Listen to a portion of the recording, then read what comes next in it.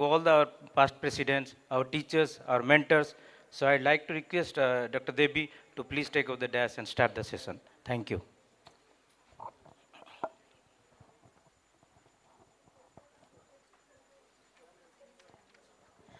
Good evening, everyone. Like Dr. Samir said, I would request all the past presidents to kindly come up to the front, and we would, on behalf of OSOS, I would request the incoming president, Dr. Srimant Behra sir, to come up in the front, and then he will be giving them each a token of our appreciation, gratitude, and respect on behalf of OSOS.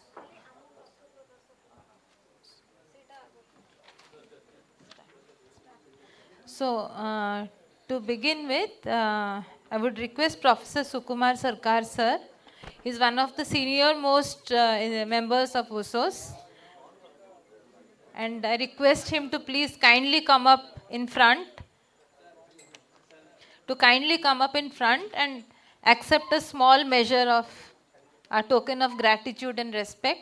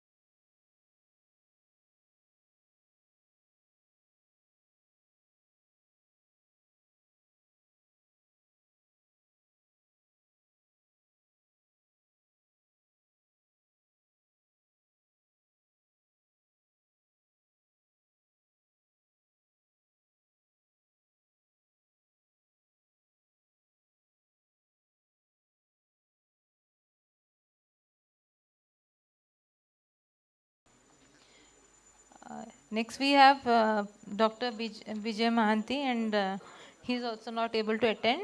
Next is Professor Jayashree Dora.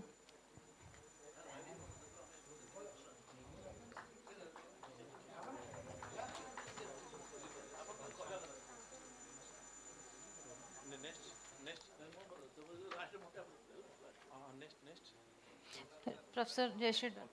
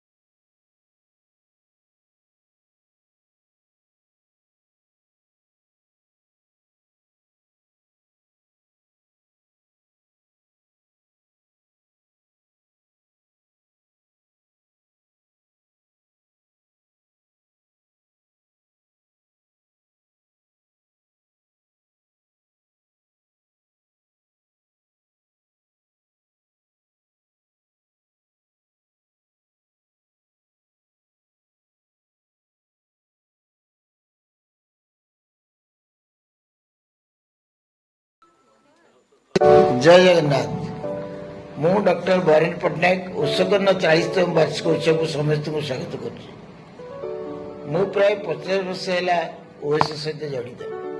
प्रारंभिक समय आमर सदस्य का बहुत कम था। आपण समस्त सहयोग आज ओएसएस एक विराट अनुष्ठान। मोर तत्वावधान श्रीक्षेत्र पुरी में 3टी वार्षिक उत्सव पालित हो। आम एमती समय देखुचु स्पॉन्सरशिप अभाव आमको गोटे वर्ष वार्षिक उत्सव स्थगित कर पड़ा परवर्ष पुरी में वार्षिक उत्सव पालन हो। या दीर्घ 3 दशक तल कथा से पुरी एकुटे थी।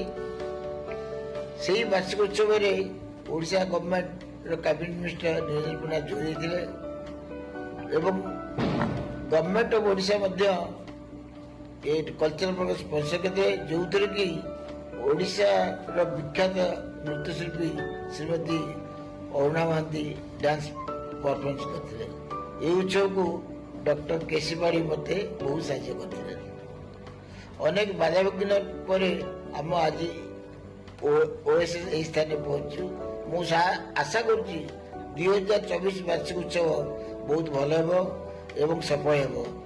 मु ओएसएस समस्त बंधु एवं कर्मकर्ता को धन्यवाद दूची। नमस्कार। I am a member of Odisha State Opthalmogical Society.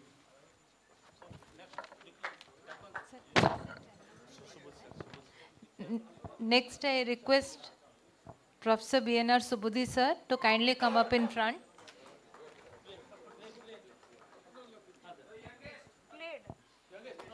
No, I think Jayashree madam was the youngest.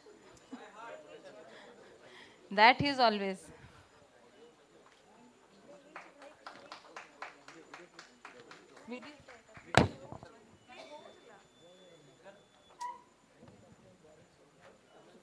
One minute. The editor of the Odisha State Ophthalmic Journal and secretary of the Odisha State Ophthalmic Society, I served the society to my full extent. And in this period, there is a very much growth in the society's activities, academic programs, cultural programs, social gatherings. To start with, we had one oration. Now the orations have increased to 5 orations in the conference. That shows our strength. But there are 2 members to now it has become 850 strong society. In 2012, I became the president of the Odisha State Society, and in this period of last 1 decade, the rapid growth of academics of Odisha State. And today, we can be proud of saying that Odisha State Ophthalmic Society is one of the best society in our country. I congratulate the executive committee members of Odisha State Ophthalmic Society now doing the tremendous good work and extending the conference with a very good scientific extravaganza. Thank you all.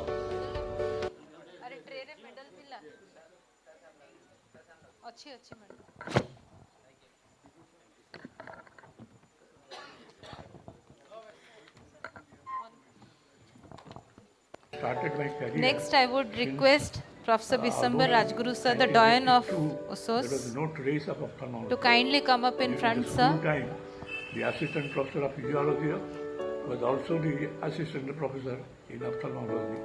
So there was no ophthalmology. Our patients were going to The immense Vizag, source of our inspiration patients for all were of going us. to Patna for their treatment. And fortunately, after we developed our department, myself, Dr. Kandidas, Dr. Vijay Prasad Das, Dr. Padi, Dr. Sagan Kumar, and others developed fully. And we developed the glaucoma clinic, the squint clinic, and so on. Now, I think all over the country, my postgraduates are distributed as a specialist. Some are working even at all India institutes. As Dr. Bhubaneswar as well as Dr. Delhi. I'm very happy that our association has grown larger and larger. Now probably we have got about 500 members, and from 8 to 10 it has grown so much. And our youngsters are doing excellent work, especially the Sundays clinics and our. Thank you, sir, for your constant support to all of us. Anurags, they are doing excellent work on that project. I wish the conference and my colleagues had success in their attempt. Myself, Next, we have our present president, sir, Dr. Subal Kara, sir, and we have the next incoming president, sir. So this is the moment.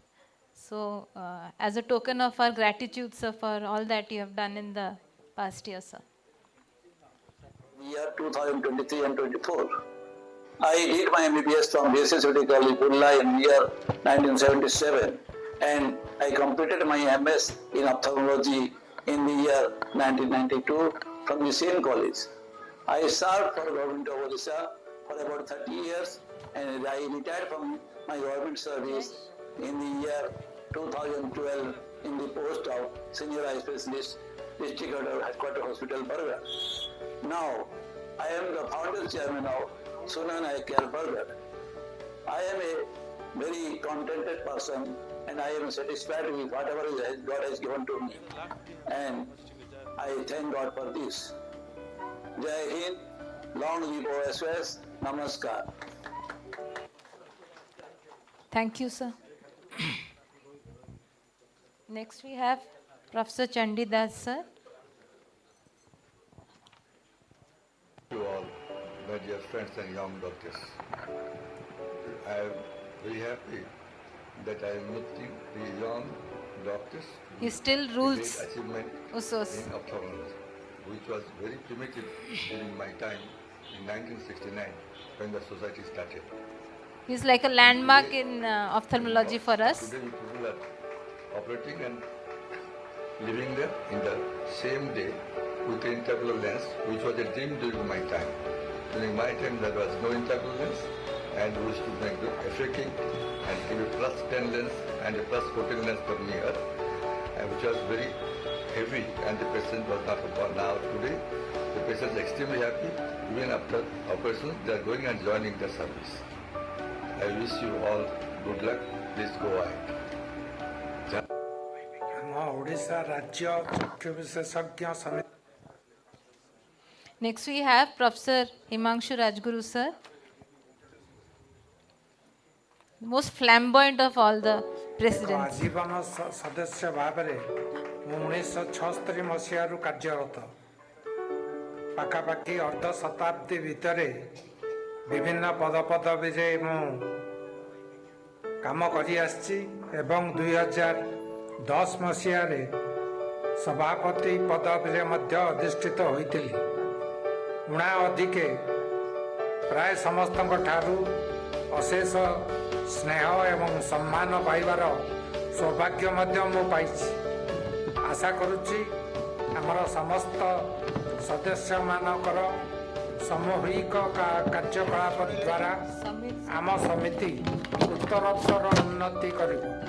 ସମସ୍ତଙ୍କୁ ଅଶେଷ ଧନ୍ୟବାଦ ଏବଂ ଆଶା କରୁଛି ସମସ୍ତେ ନିଜ ନିଜ ଜୀବନରେ ସଫଳତା ହାସଲ କରିବେ। ନମସ୍କାର। Next, we have a short video message from Bimal Tripathi, sir. Is it? He's there. I request Professor Bimal Tripathi, sir, to kindly come up on dais. I joined He was my thesis guide. in the year 1976 at SU Medical College, Cuttack, and during time I have brought first the contact lens to Odisha. In the year 1983, I have organized Odisha State Ophthalmical Society Conference at Cuttack. In the year 1984, I was elected as the Secretary of Odisha State Ophthalmical Society and again conducted the conference as Secretary. In the year 1984 to 1990, I have done regularly keratoplasty operations at Cuttack with full success. during that time, we have allotted a thesis to our PG student on therapeutic keratoplasty. In the year 1997, I was elected as the President of Odisha State Ophthalmological Society at a Inagural conference. In the year 2000, I have organized Odisha State Ophthalmological Conference along with IJAC conference with a full success. In 2005, I have organized All India Ophthalmological Conference at Bhubaneswar. Then I would request Dr. R.C. Meher sir to kindly come up and accept a token of gratitude. Dear esteemed friends, good afternoon to you all. Namaskar from past President, Associate Professor Dr. R.C. Meher, Rourkela. My journey in OSOS started since more than 3.5 decades to till date with full cooperations and giving guidance from time to time. Friends, establishment of Dr. R.C. Meher Award for PG students in OSOS since 2000 has encouraged PG students with lots of zeal and enthusiasm to publish and present standard papers in annual conferences with a competitive spirit to reach national and international level. My journey and deep involvement in OSOS started initially as Joint Secretary twice, Editor General, Vice President, President and elect and then President to OSOS on 2010-11. Our blessings and best wishes are always with OSOS and heartily wish for the grand success of OSOCON 2024. God bless you all. Thanking you. Long live OSOS. May I request Dr. P.K. Verma sir. Sir, please come up, Good sir. evening, esteemed colleagues. Today, reflecting on my incredible more than 30-year journey within the Odisha State Ophthalmological Society. It is a privilege to share my experiences, lessons learned and remarkable growth I have witnessed. From a young ophthalmologist to becoming a seasoned leader, my journey has been an odyssey of learning, innovation and service. I began my association with the society in the year 1985, eager to contribute to the society. The society leaders and pioneers inspired me with their vision and dedication. I participated in conferences, workshops, training programs to sharpen my skill. In the early 2000s, I took up the leadership role within the society, from editor to the chairman, scientific committee, secretary, ultimately becoming the president in 2017. We expanded our outreach programs, screening lakhs of patients, performing thousands of surgeries. We advocated for policy changes, influencing state-level healthcare decisions. During my journey, I have learned that collaboration and teamwork are essential. Innovation and adaptation drives swift progress, and empowering the next generation is very crucial. I am grateful to the membership and visionary leaders, support from the colleagues, friends and family, opportunity to serve and learn. As we move forward in the future, I am blessed to continue mentoring and knowledge sharing, fostering research and innovation, strengthening our collective efforts to eliminate avoidable blindness. Thanking you for being part of my journey.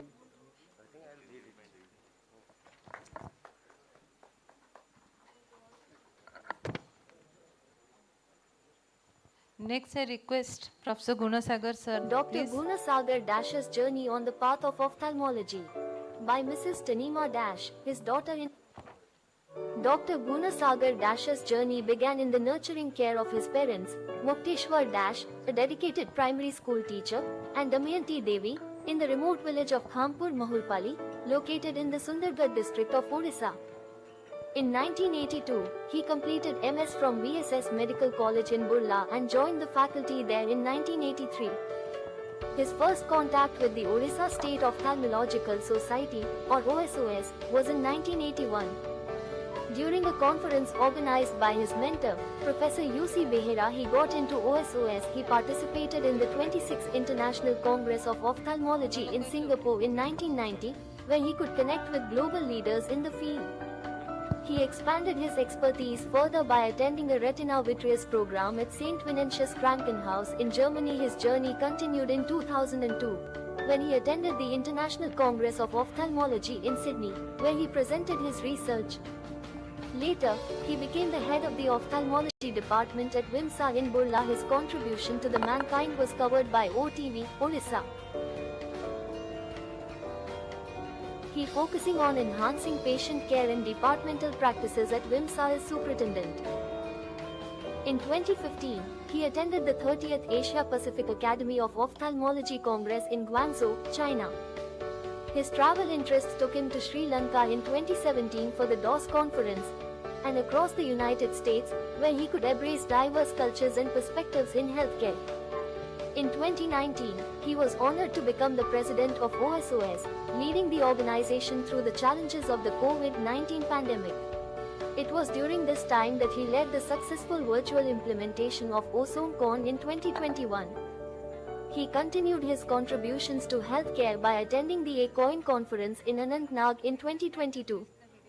In 2022, he instituted the Professor Dr. Udbhacharan Behera and Professor Dr. Gunasagar Oration Award, recognizing innovations in ophthalmology and inspiring future practitioners. And so, his journey towards eternity continues, driven by a commitment to learning, teaching, and serving others in the field of ophthalmology. Thank you. We had just missed the video message from Zahir Khan sir, so it's being run now.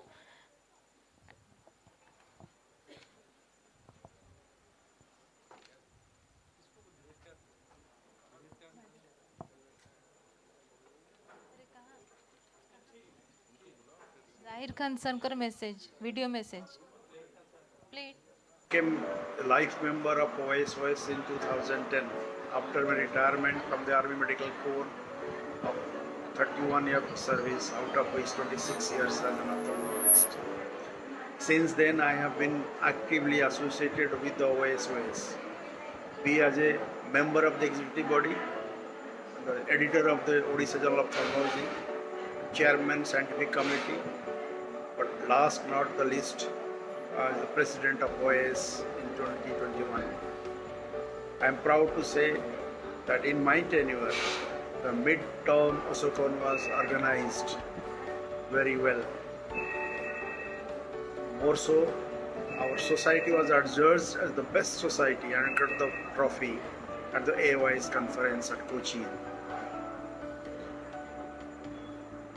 I am happy to see the progress of our society as the day is passing on. The academic, the scientific, and the cultural activities by our eminent ophthalmologists are well appreciated at the national and international level. I wish all the best to scale the new heights of our society. Long live OSOS.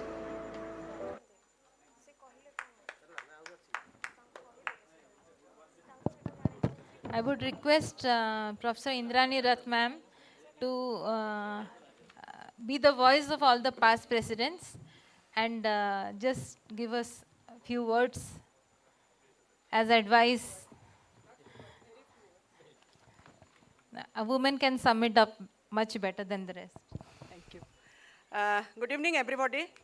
Namaskar to my teachers. We are on behalf of all the past presidents, I'm sure I can convey their feeling right now.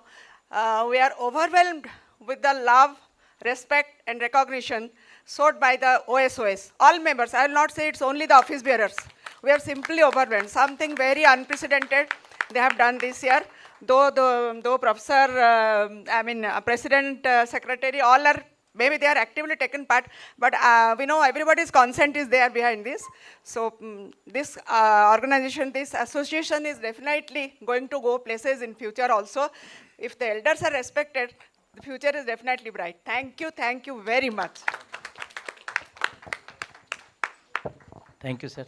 Thank you, everyone. Once again, thank you, everyone. So I'd like to request, we'll be starting our inaugural function. Sir, please take. I'd like to request Anurag to start the session. Anurag?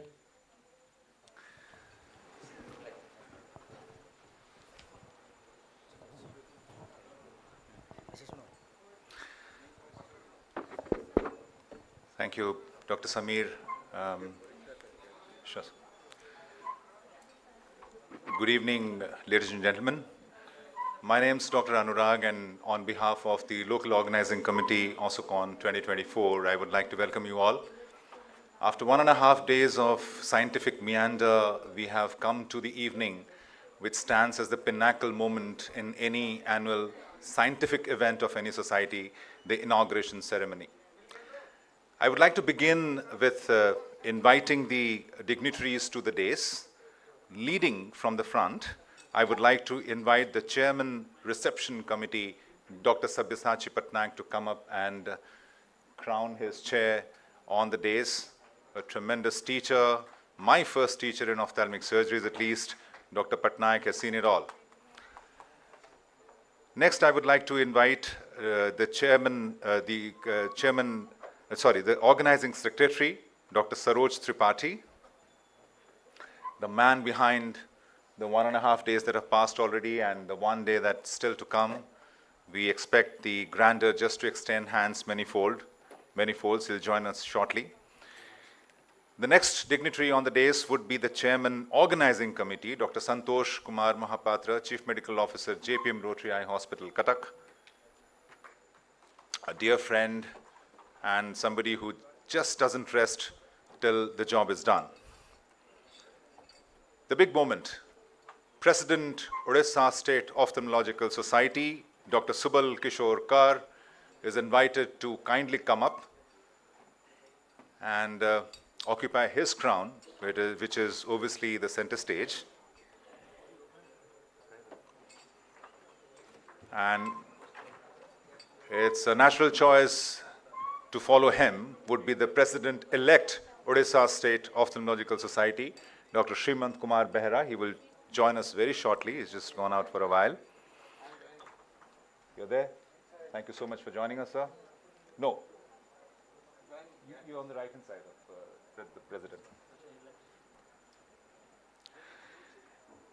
The next dignitary I would request to climb up the dais is the Honorary General Secretary of Odisha State Ophthalmological Society, Dr. Samir Kumar Patra.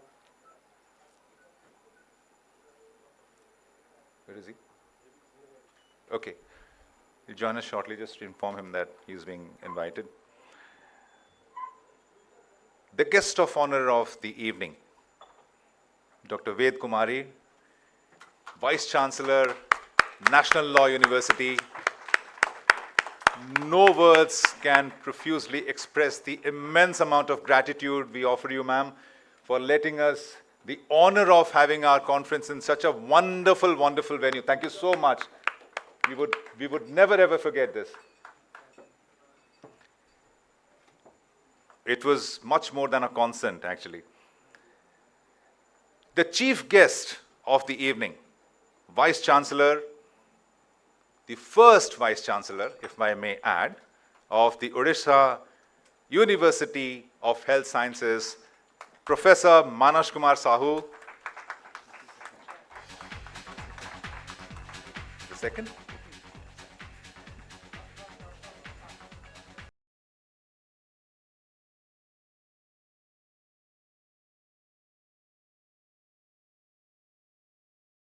you so much for honoring our invite and agreeing to be a part of this evening, sir.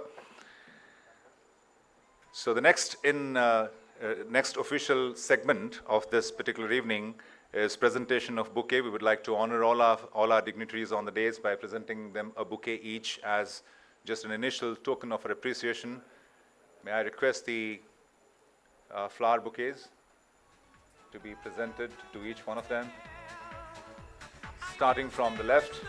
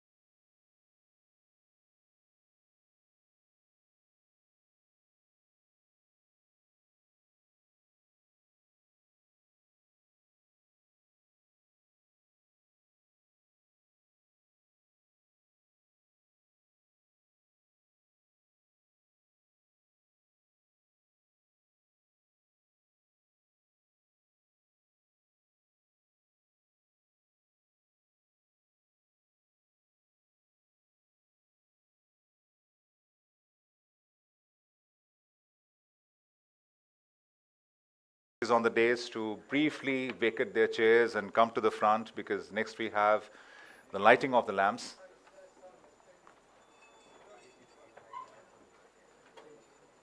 Can we have the candle, please?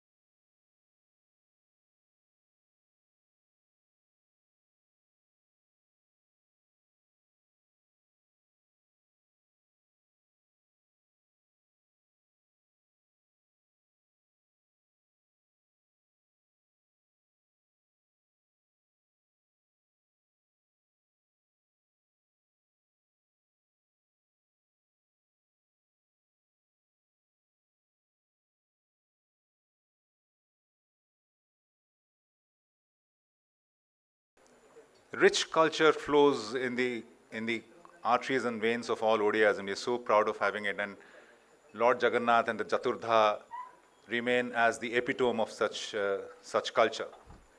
Extending that culture of ODIs a little further, we have a very, very ultra short dance presentation for you in the form of Odissi, which comes from twin little dancers, naming them Sai Shri Samantarai and Swasti Priyadarshini, and they're representing Payal Institute, which is located at Netaji Nagar, Cuttack.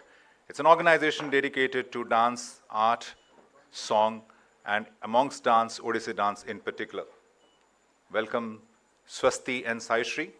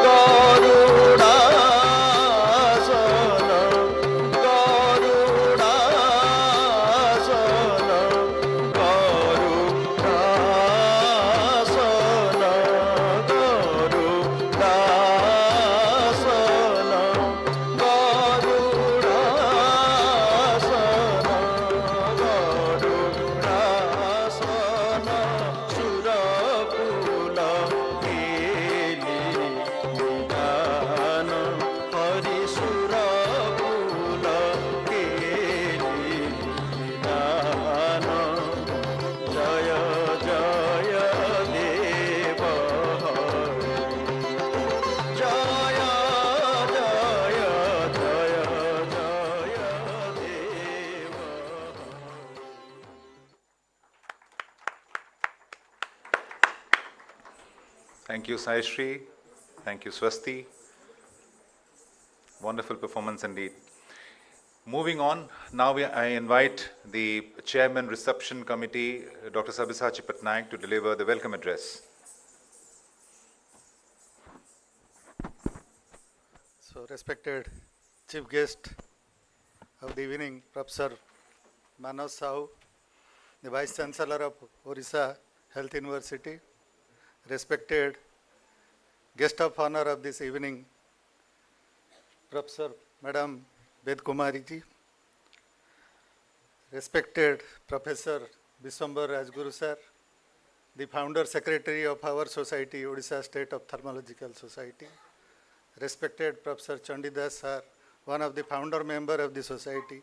We are very fortunate to have the founder secretaries and founder members amongst with us in our 40th annual conference of Odisha State Ophthalmological Society.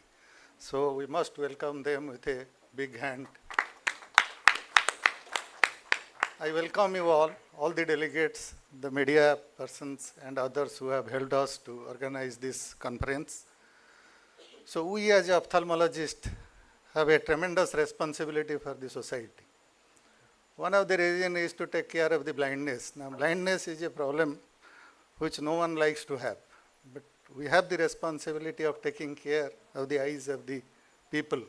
And the second responsibility, it is also recognized by WHO that if a person lives long, all the persons in this earth will some point of time will need the help of ophthalmologist. No one can avoid that. So we know our responsibility for the society and for the community at large, because we have a profession. Apart from doing our clinical work, we have a tremendous amount of community responsibility to take care of the vision of the people.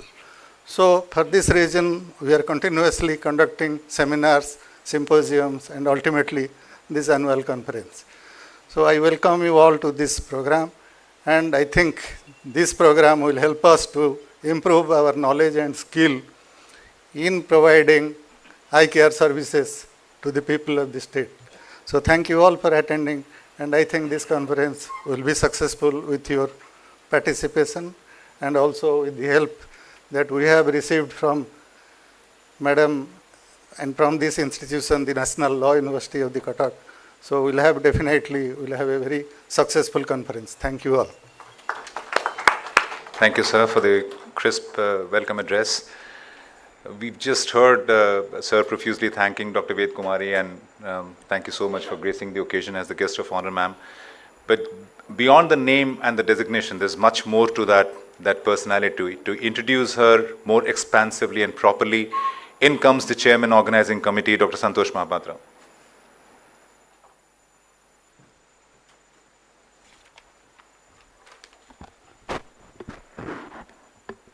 Good evening, dignitaries on the dais and of the dais.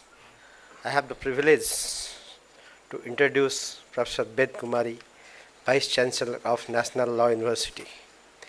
Professor Ved Kumari is former Dean and Head Faculty of Law, University of Delhi. She began teaching law in 1983 and has taught graduate and undergraduate courses in University of Delhi, Jammu University in India, and US supervised dissertations and PhD theses.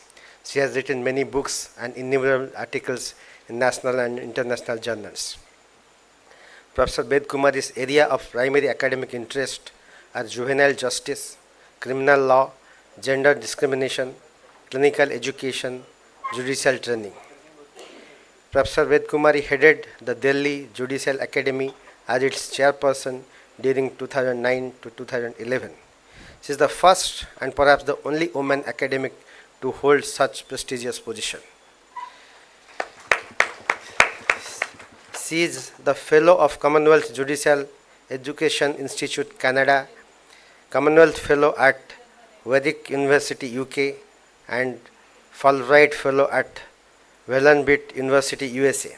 She spent 1 year in Russia doing research on law and advocacy in relation to children in Russia as part of her sabbatical leave in 2005. Professor Ved Kumari's greatest contribution is in field of juvenile justice in India. She was introduced to juvenile delinquency in 1978 by Professor Lotika Sarkar during her LLM course. From Welfare to Rights 2004 and 2010 have been well received by legal and social work fraternity alike. Her latest contribution on the subject of her book, Critical Analysis of Juvenile Justice Act 2015.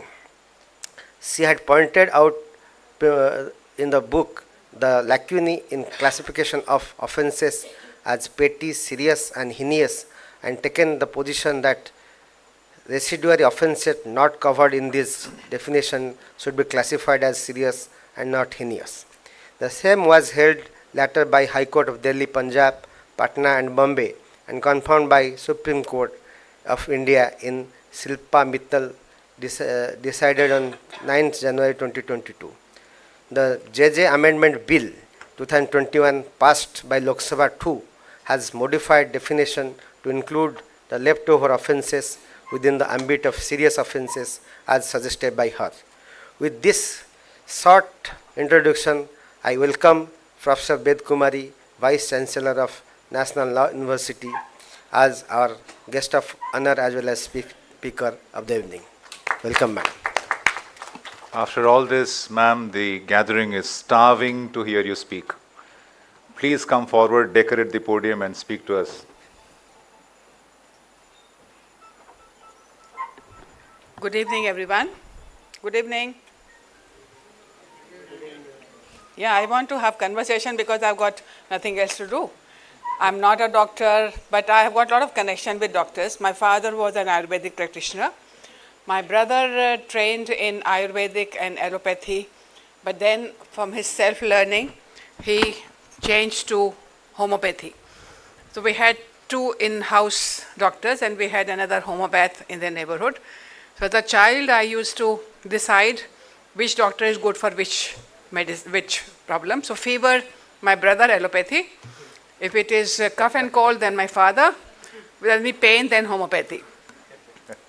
Now, I still have a lot of interaction. My father and my neighbor are no more there. My brother is there, but he's kind of losing his capacities gradually. And therefore, even when they were there, I had lots of occasions to interact with the medical fraternity because I'm very prone to accidents. There's very little part of me which has not been operated on or not injured, etc. And certainly eyes are no exception. I had cataract before the age of 60, and I have both my eyes operated. So thanks to you people, I'm still able to see. So these are the personal stories, but as a law professor, we also know that there's a lot of close connection between law and medicine. You have medical jurisprudence, and we do know that how biased against women Modi's jurisprudence has been, and a lot of criticism. And I was happy to hear one statement saying, oh, the woman president will speak for everybody, the former woman president, and she can speak for everybody, and women speak much better, and nobody protested. I was so happy to see that. And then I also heard some more, there were some gender references.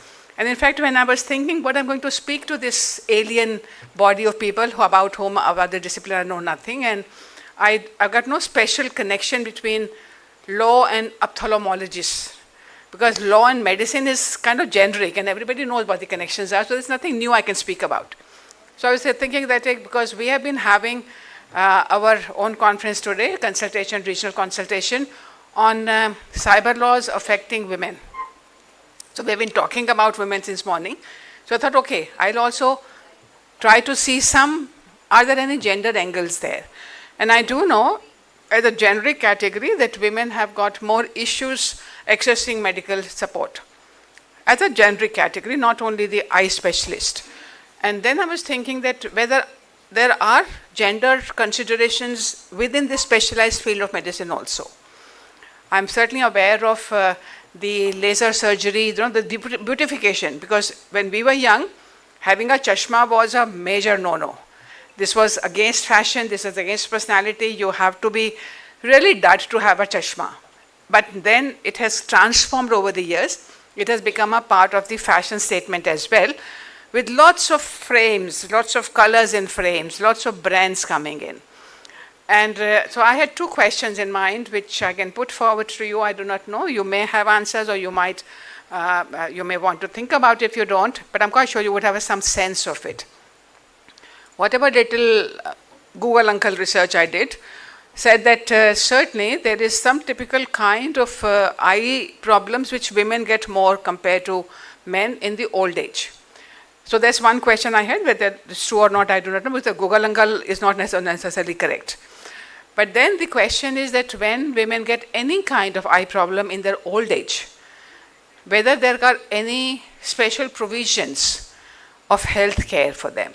I know that a lot of women, when I look at the data on infant mortality, when I look at health access of women to the hospitals, etc., women go to the hospitals literally at a very late stage. This is not the first port of call. So whether your experience in case of eye issues are the same. I have a niece. She was in maybe 5th or 6th standard when she started having problem looking at the board. But nobody paid attention. She also did not pay attention. And by 10th, she had to drop out of the school because she couldn't see properly. And now today she is doing MA, and I'm very happy at the development. But 2 years from 12th she somehow managed with the help of her sister, sitting in the bright sun because she could see very little. Her eye was gradually deteriorating. But I do not know whether because she was a girl, nobody paid attention, or whether they would have done the same thing. But I do not have a comparative cousin to say whether the family would have reported the same manner. But I certainly know that my maternal uncle, my mama, decided that no, education is not for her. And then she came to Delhi. We tried to do lots of things, and she has got swelling behind the retina. And there's no cure for it. So she needs to have a very, very expensive injection in both her eyes just to maintain her eyesight. And the family wasn't able to. Now because I have intervened and we were able to persuade my uncle, she got admission in Delhi University, she's got her certificate, lots of things are moving in her direction, but because there I was pushing her and my mama said, no, Delhi mein kahan jayegi? She can't go to the college alone, she can't see very well. So this whole fear that if somebody has a problem, and if it's a woman, then it's easier to absorb her at home rather than facilitate her independence. Then the further questions were that what kind of husband will she get if she doesn't have a good eyesight? And she is barely 22 now. So certainly marriageable age, this is a big question.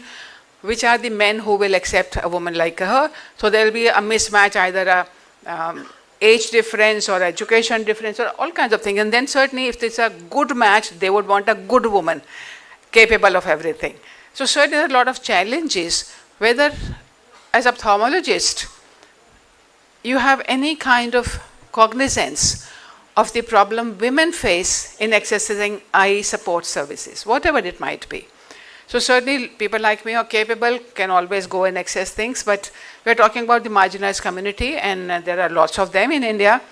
So I'm sure that your society would have one of your chapters or some of your, goals of reaching out. I do know that a lot of eye camps happen. But in eye camps, you tell them that what is required, but then whether the follow-up operations happen free of cost. I do not know the system here in Odisha, but these were some of the thoughts which crossed my mind as I decided to come and speak with you.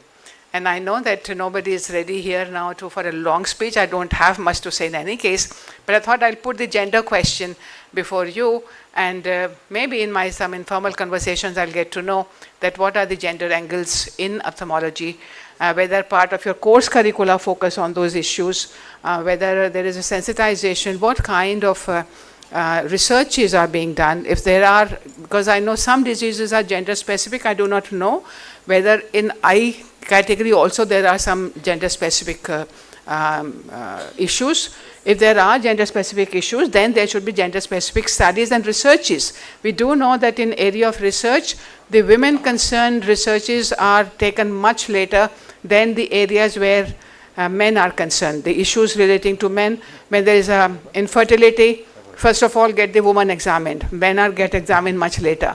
So certainly we are aware of gender bias in law, in medicine, in every field of our existence. And I was very happy to start with when I heard that women were being facilitated with the full responsibility and confidence, and everybody clapped at what she said. Thank you very much. Ophthalmologists truly believe in the gender equity, ma'am.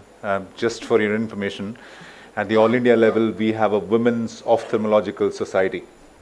And thankfully in AIOS, I think the percentage distribution, male is to female, is almost 50-50 now. It's, I think, 46% female ophthalmologists working. But the issue that you raised, taking cognizance of the... Ma'am, we have a microphone here also. No, it's okay.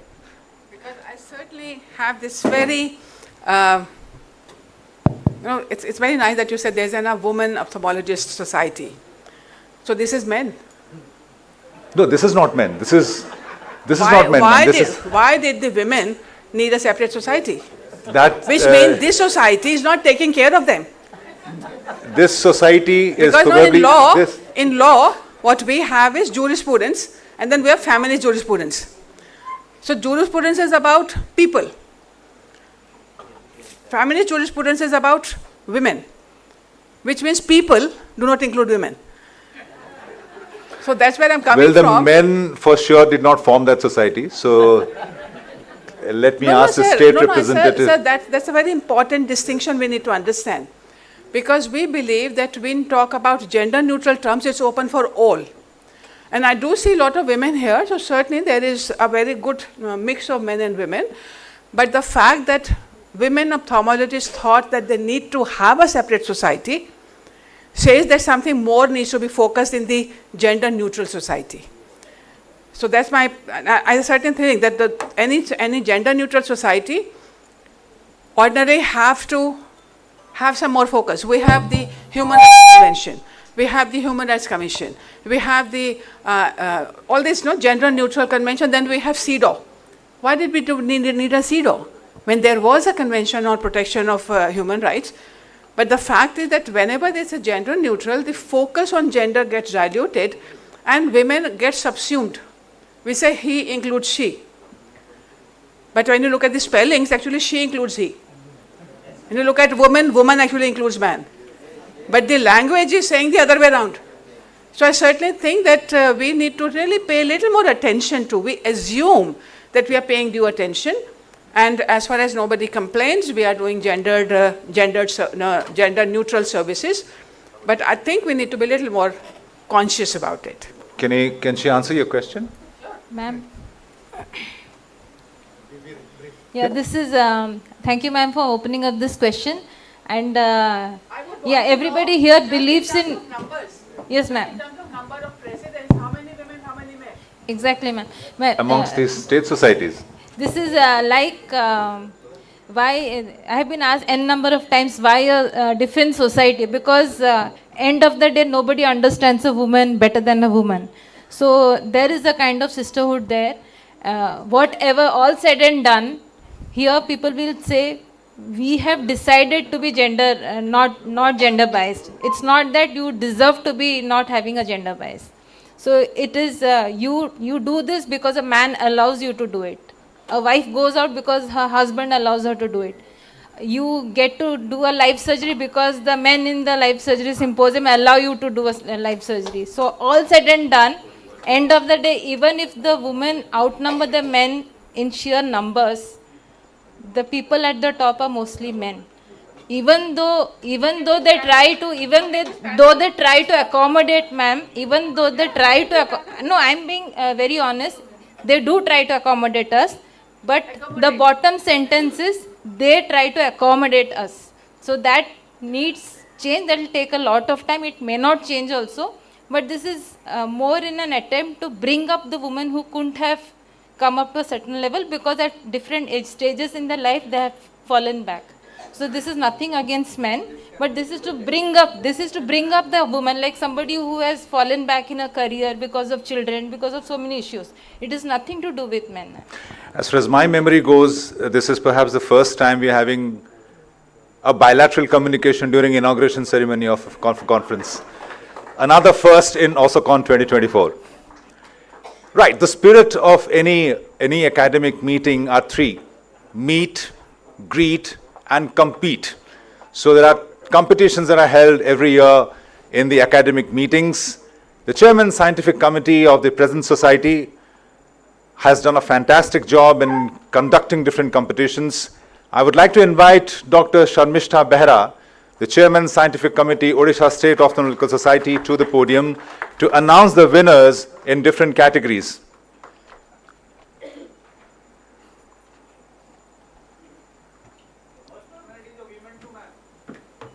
We didn't hear that. No, I had vacated the better podium for a woman, which looks aesthetically better. I decide? Yeah, thank you. Because she was in no position to see the aestheticity of it. Lord Jagannath was covering the podium. Thank you, Dr. Anurag, for giving me the better podium. I request Dr. Jayesh to please join me. Dr. Jayesh.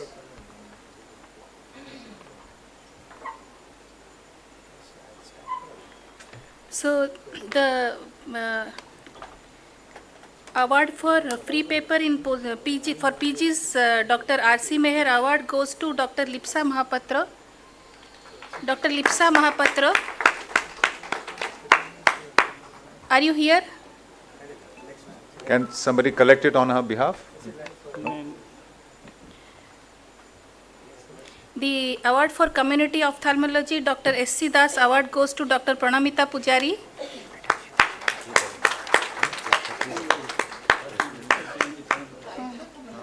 President,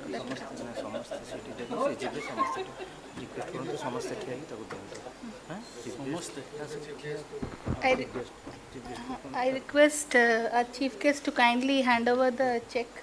You can give it there.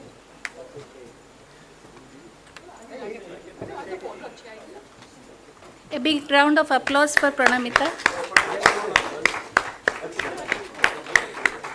Professor Dr. Indramani Sahu award for cornea goes to Dr. Shikha Mishra.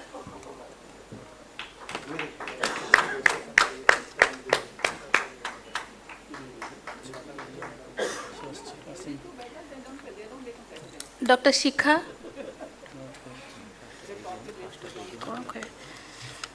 Professor Dr. B.N.R. Subudhi award for vitreoretina goes to Dr. Anshuman Mahapatra.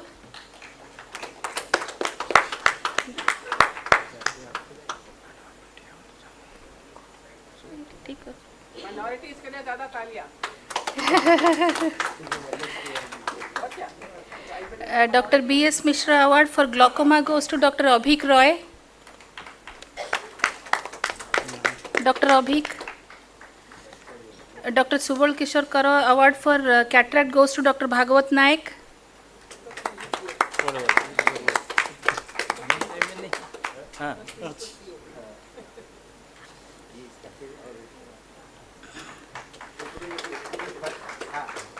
Professor Dr. K.C. Mahanti Best of Best Paper award goes to Dr. Abhik Roy. He's not there. Dr. Shrimanta Behra award for ocular trauma goes to Dr. Bhagavat Naik.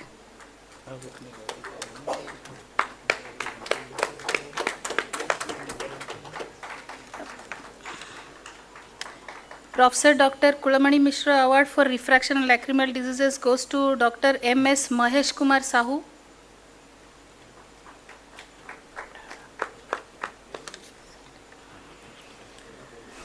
Professor Dr. Chandidas award for uvea and ocular inflammation goes to Dr. Rituparna Sahu.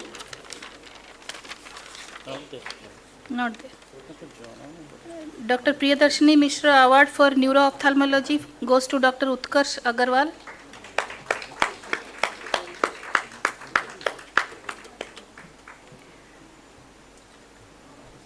Dr. Shrikant Kumar Sahu award for pediatric ophthalmology and strabismus goes to Dr. Mona Lisa. Trilochan Netralaya Best Video Award goes to Dr. Smruti Rekha Priyadarshini. Professor Dr. Vijay Kumar Sadangi and Professor Dr. Pragya Panda award for Best Poster goes to Dr. Soumya Sucharita Panda.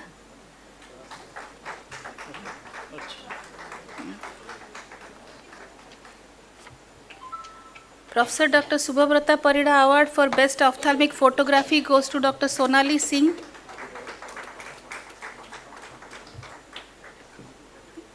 Dr. Sonali Singh. Professor Dr. Biswambara Rajguru Oration Award goes to Dr. Surjasnatha Ratha.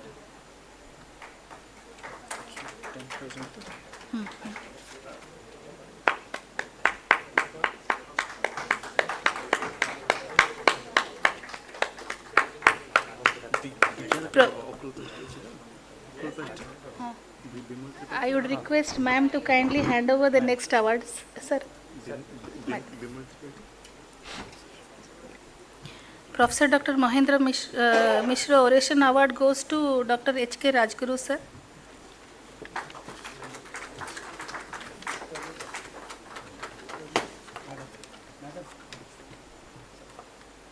A big round of applause for sir.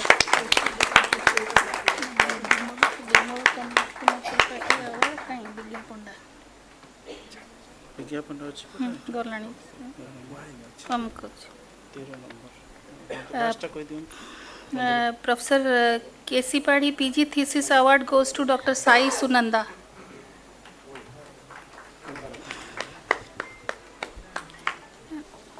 Professor Dr. Bimalkanta Tripathi Award for Oculoplasty goes to Dr. Bigya Ponda.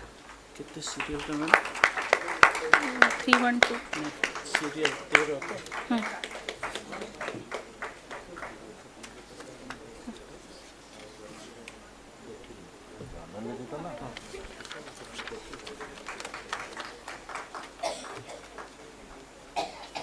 Thank you so much, ma'am.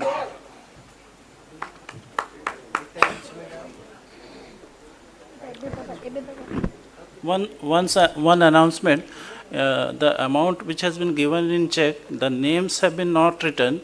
Those who have won it, they have to write their own names in capital letter and submit in their bank account. And before they do so, don't lose it.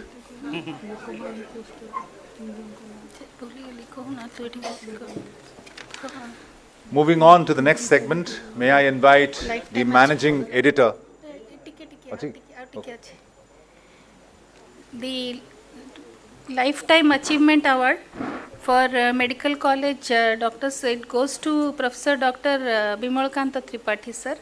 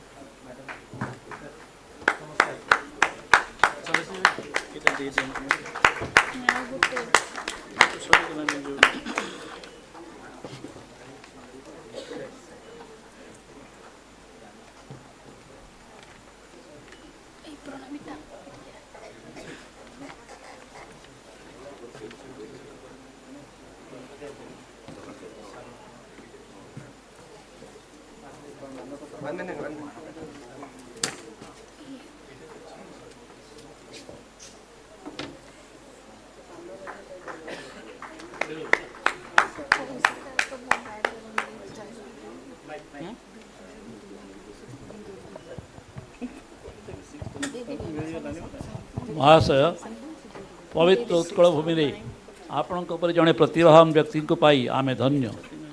आपणक निरलस जीवनशैली उत्सर्गीकृत सेवा आपण को प्रदान करिछि स्वतंत्र परिचय। निजर अभिज्ञता और उत्कृष्ट पारदर्शितार आपण देश विदेश में ख्याति अर्जन करिसंति। दीर्घ 57 वर्ष धरी समाज कल्याण दिगरे आपणकर निस्वार्थपर सेवा आमे गर्वित। ओडिशा को उत्तम गुणवत्ता संपन्न कंटाक्टलेस भली उत्तम मान ज्ञान कौशल को लोकलोचन आनिबा दिगरे आपणक प्रचेष्टा अतुलनीय। मातृभूमि प्रति आपणकर अनाबिल संपर्क पाई आमे प्रेरणादायी ग्रामांचल लोक मान चक्षुजनित समस्या मुक्त करिवार महत उद्देश्य नहीं आगे थिबा आपणक सामाजिक कार्यधारा बहुल भाव में जनादृत लाभ करिछि। सुस्थ समाज को सुस्थ चक्षु देखाइबारे उत्सर्गीकृत साधना पाई आपणक भली जड़े महान व्यक्तित्व को आमे Ashokan 2024 life time achievement award रे सम्मानित करी गर्वित। इति अवसर रे महाप्रभु श्री जगन्नाथंकर आशीर्वाद सदा सर्वदा आपणकर मस्तक रे रहु। आपणकर स्वकीय निरंतर त्यागपुत सेवा और साधना आगामी पीढ़ी को अनुप्राणित करू। आपण यशस्वी होई समाजर कल्याण दिगरे अग्रसर हुंतु। एतिकी महाप्रभु चरण में आमर विनम्र प्रार्थना।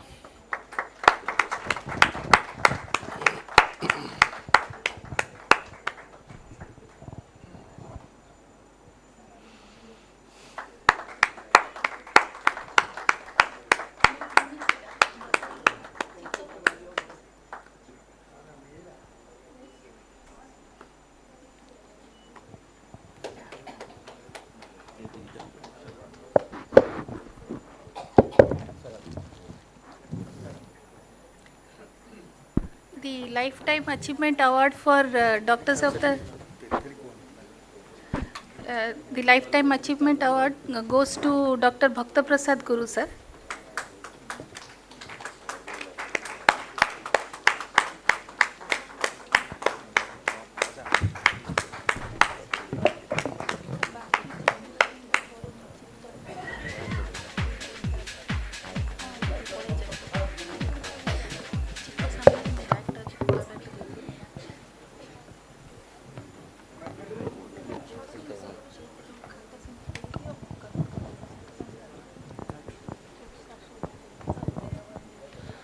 महाशय आपण कर्म प्रवणता उत्सर्गीकृत सेवा मनोभाव कर्तव्य निष्ठता आपण को महिमान्वित करिछि।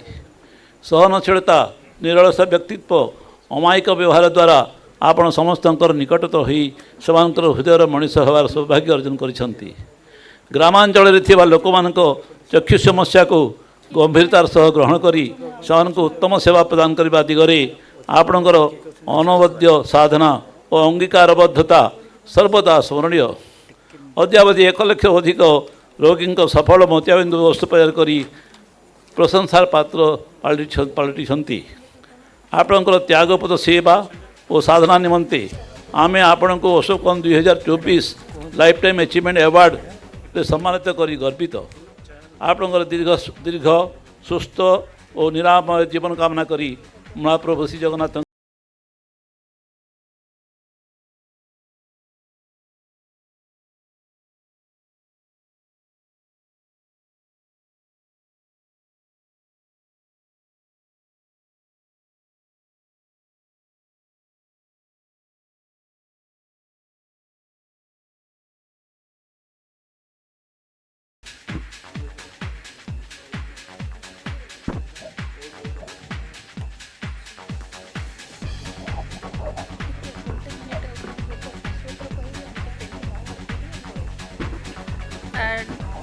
The award for Utkalamani session goes to Dr. Sashwat Behera. I request ma'am to please take the pains to give one more. No.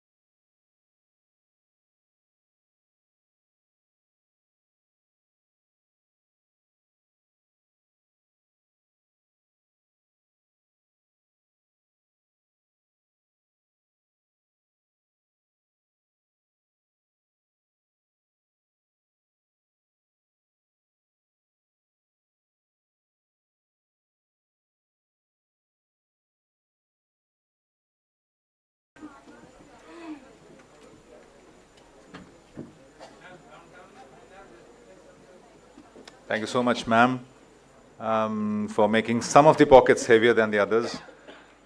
Next, I would invite the managing editor of Odisha State Ophthalmological Journal, Dr. Chittaranjan Mishra, consultant Trilochan Netralaya Sambalpur, and Dr. Smruti Ranjan Detti, consultant JPM Rotary Eye Hospital.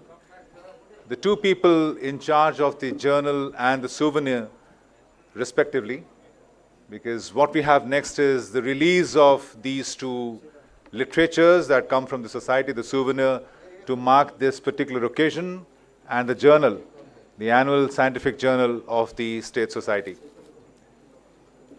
Smruti is not there.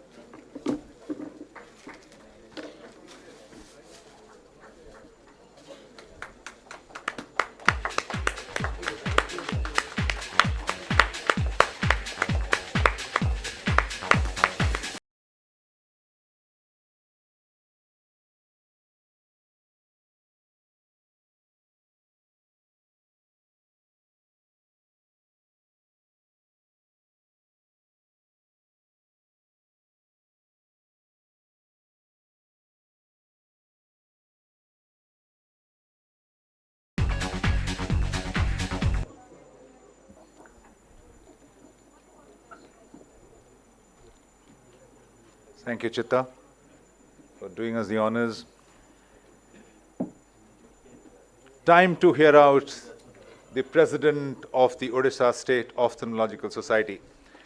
May I request Dr. Subal Kishorkar to come up and deliver his speech as the President of OSOS, address the August gathering, and grace us.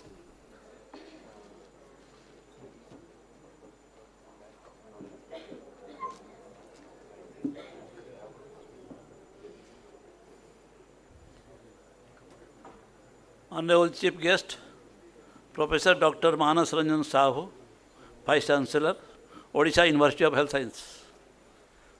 Honorable Chief Speaker, Professor Ved Kumari, Vice Chancellor, National Law University, Cuttack. Incoming President, OSOS, Dr. Shimanta Behera. Honorary Secretary, OSOS, Dr. Samir Patra. Honorable members of LOC on the dais, members of Executive Body, Chairman Scientific Committee Dr. Sarmishta Behera, respected teachers and seniors, invited faculty and speakers, fellow members, friends from electronic and press media, ladies and gentlemen. Good evening and namaste to all. I heartily welcome you all to this 40th conference of Odisha State Ophthalmological Society at Cuttack. And Cuttack, you know, is an ancient city which is also popularly known as the city of 1,000 years.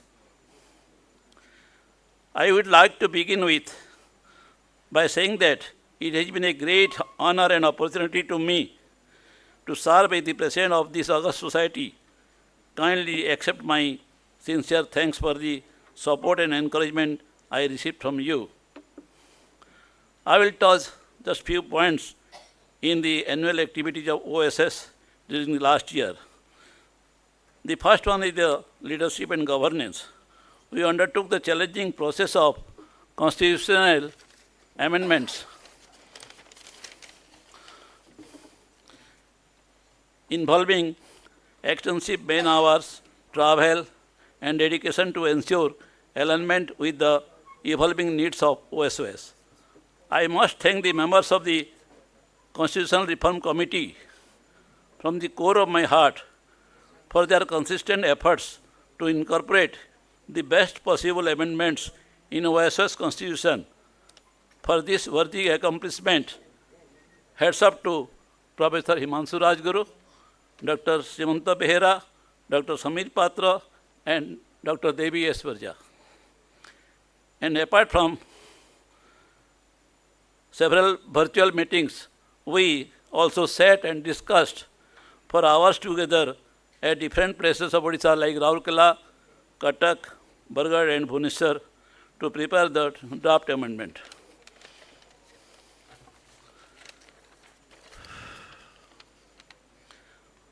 I actively participated in all continuing medical education program and workshops, supporting knowledge sharing and professional growth within the society.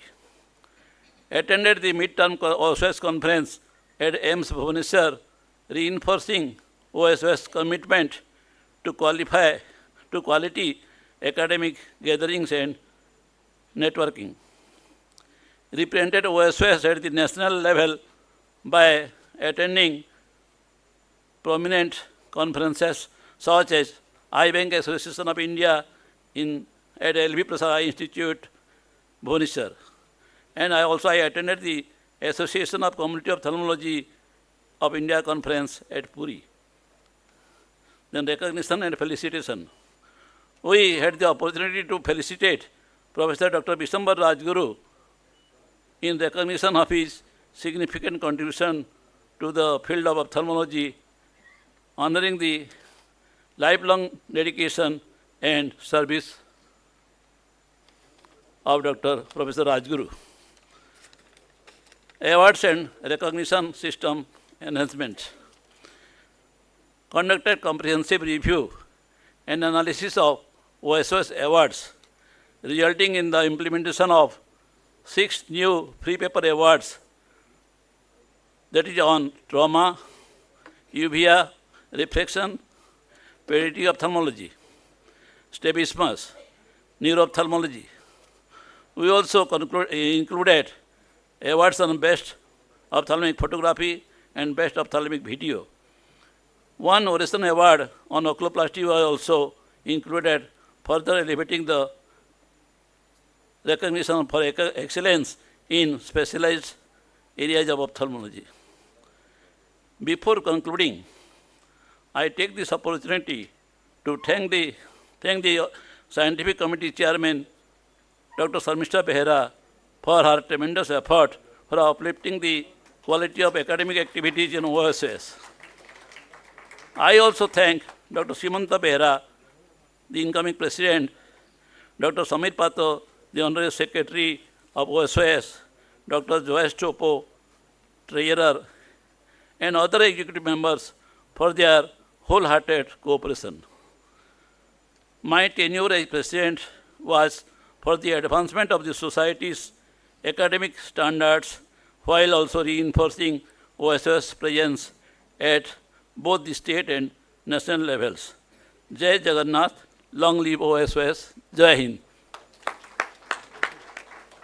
Thank you so much, sir, for giving us, all of us, a tenure to remember.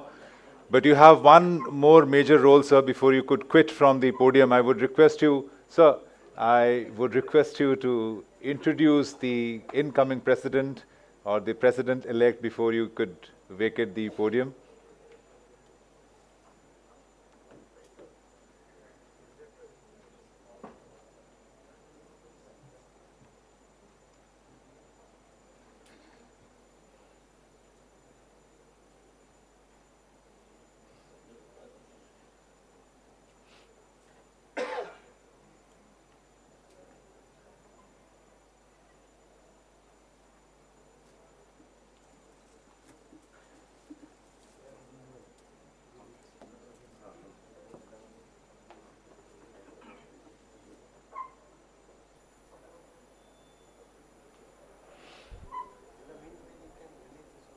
Yeah, as the president is getting ready with his introduction of the incoming president, the book that just got released was the journal. The next segment was the souvenir.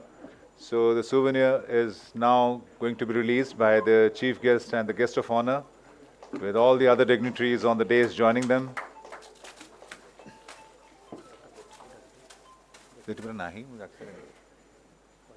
I'm sure Smriti is not there. You there? No.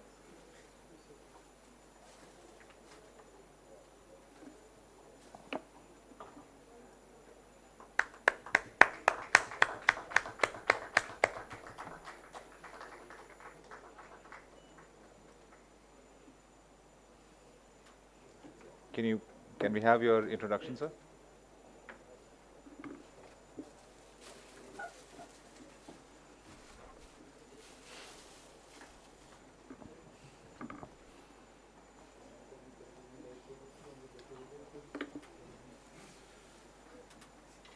Our incoming president, Dr. Srimanta Behera, was born on 9th of October 1953 in Lal Bazar,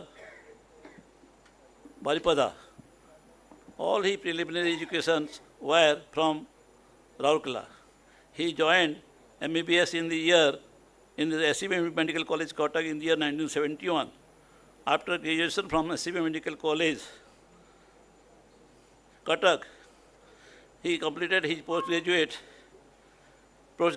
with MS Ophthalmology in the same college, in Berhampur Medical College, MKCG Medical College, Berhampur in the year 1980. The same year, he began working for the Odisha government service as an assistant surgeon. He began working at SAIL RSP in 1981. In the year 1984, he started his own private practice, continuing in Rourkela Eye Hospital, Rourkela. He is an active member of the Ophthalmological Society of State Ophthalmological Society. He became Joint Secretary in Odisha State Ophthalmological Society for complete 2-year terms. During this term as Joint Secretary, he organized the Odisha State Ophthalmological Conference at Rourkela in 2014. He will become the president of Odisha State Ophthalmological Society, and he will take charge from me today. And we wish him all the success, and a bright future of OSOS will be in his hand. And I think him as a great organizer, great worker, and a intelligent and Gyani person, because he is the expert in the constitutional part. He will always stick to the constitution, and he will do everything in accordance with the constitution of OSOS.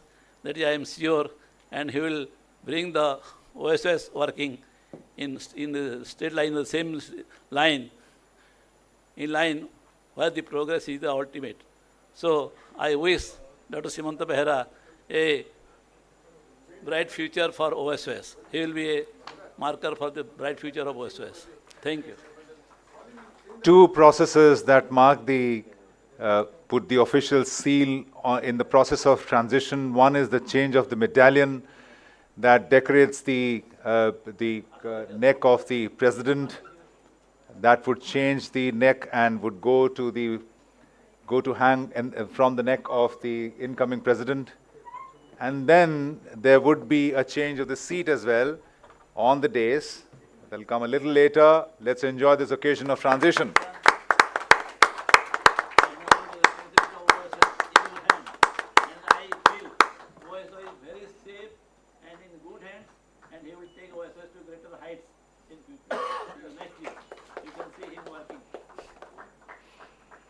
Thank you so much, sir, for the tenure to remember again, as I said, and ending it with a warm hug to your friend. We request you to change your seats, interchange your seats. And in the meanwhile, I would invite the Honorary Secretary of Odisha State Ophthalmological Society, Dr. Samir Patra, for his address of the evening.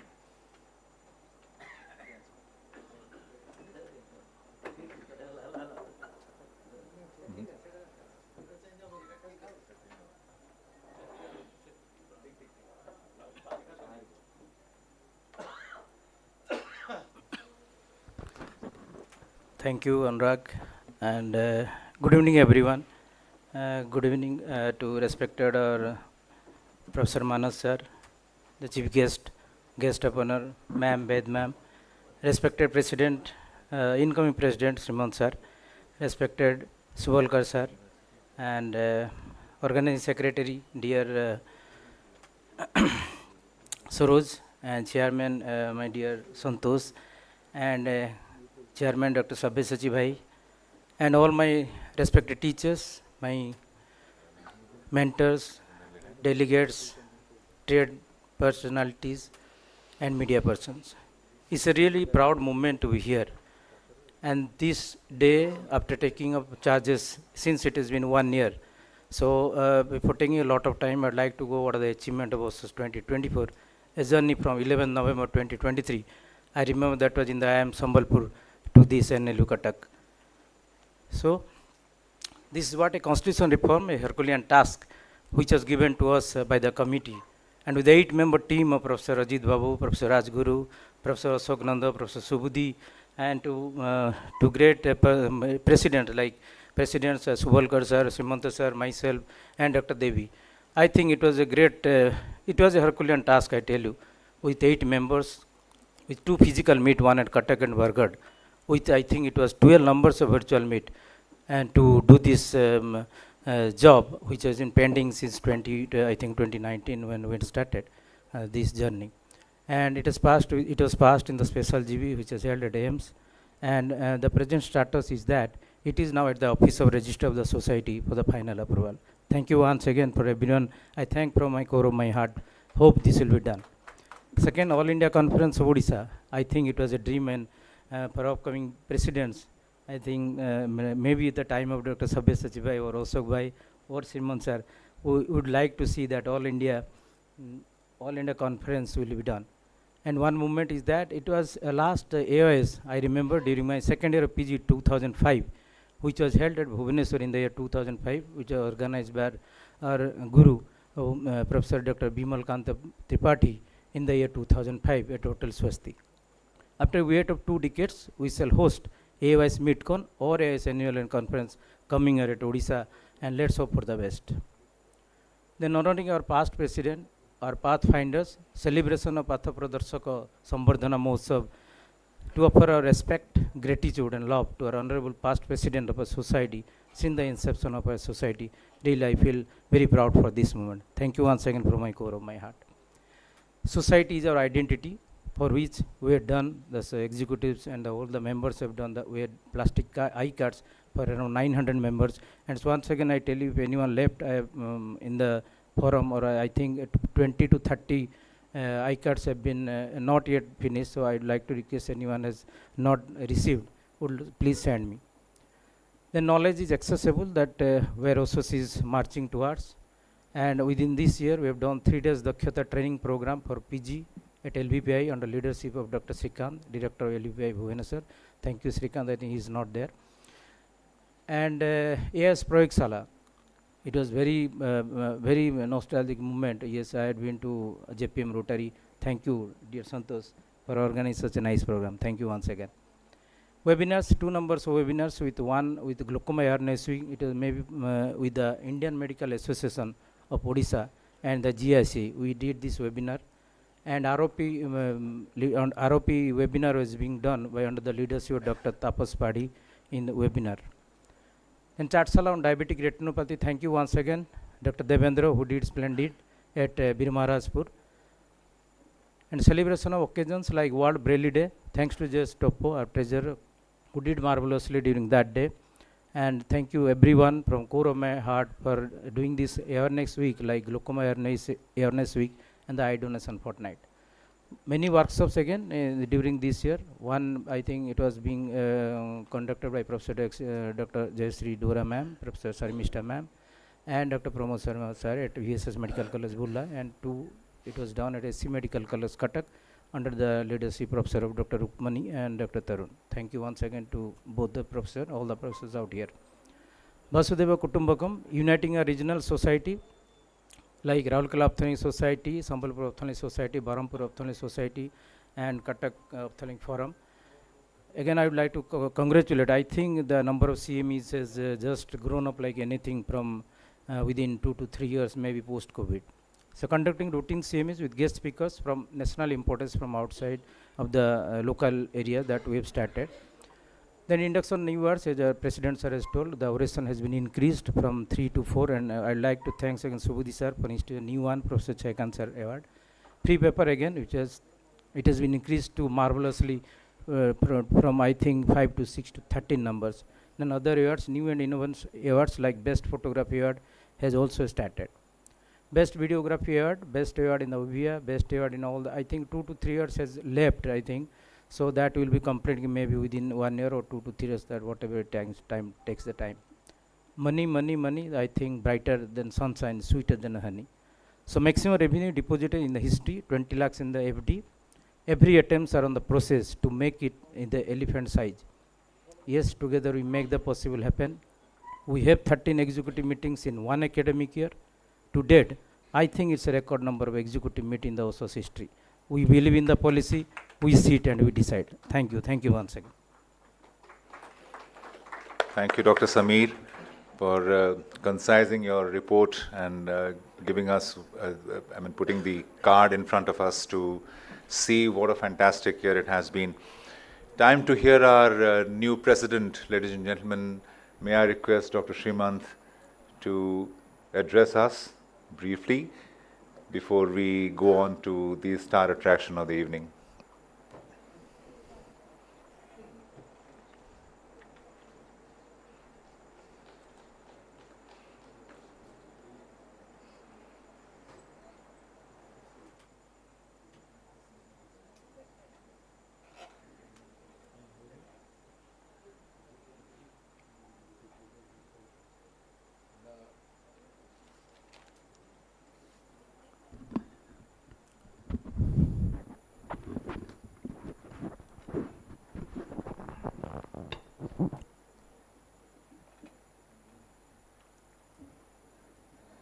I cannot open my mouth without talking about these legends, those who are not with me. Dr. K.C. Mahanti, he is a very well-wisher mind, always put a hand on my shoulder. When he was the president, I was the organizing secretary of Rourkela, and he always say, you stand for vice president. And today what I am, because of him, but he is not there to see me. Dr. Chayakanda Mahapatra is very close to me. I cannot say more than that. He is very close, very close, very close. Next is Dr. Kuntala Mahapatra. She is a nice lady. Next is Dr. Brajananda Das. Nobody can forget those who are the student of him. Next, Dr. Usarani Gantayat. He is both my undergraduate and postgraduate teacher. While doing in PG, he came to me in the last part of my PG career. And Dr. Yudhishthira Sahu, he gives lot of surgery to us to do.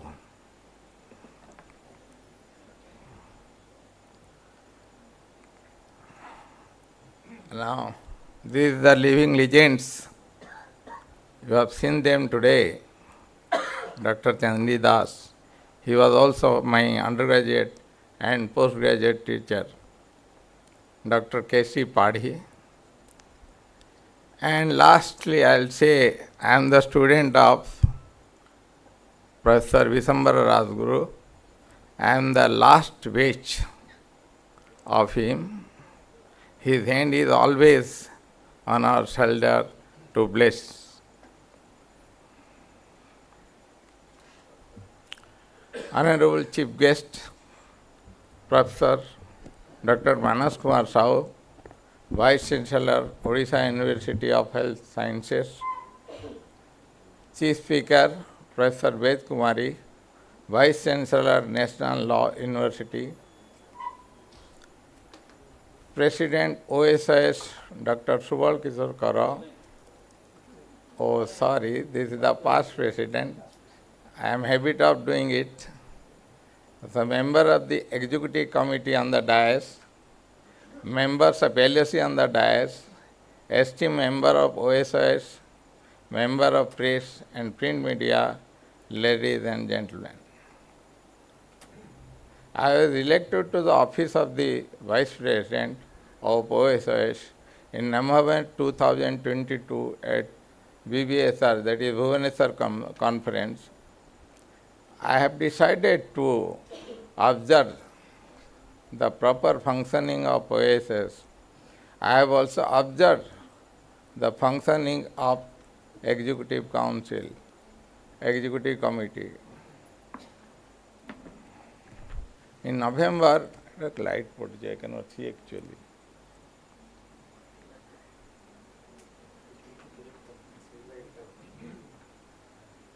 Light upon mic ta de do mic. Hello. Hello.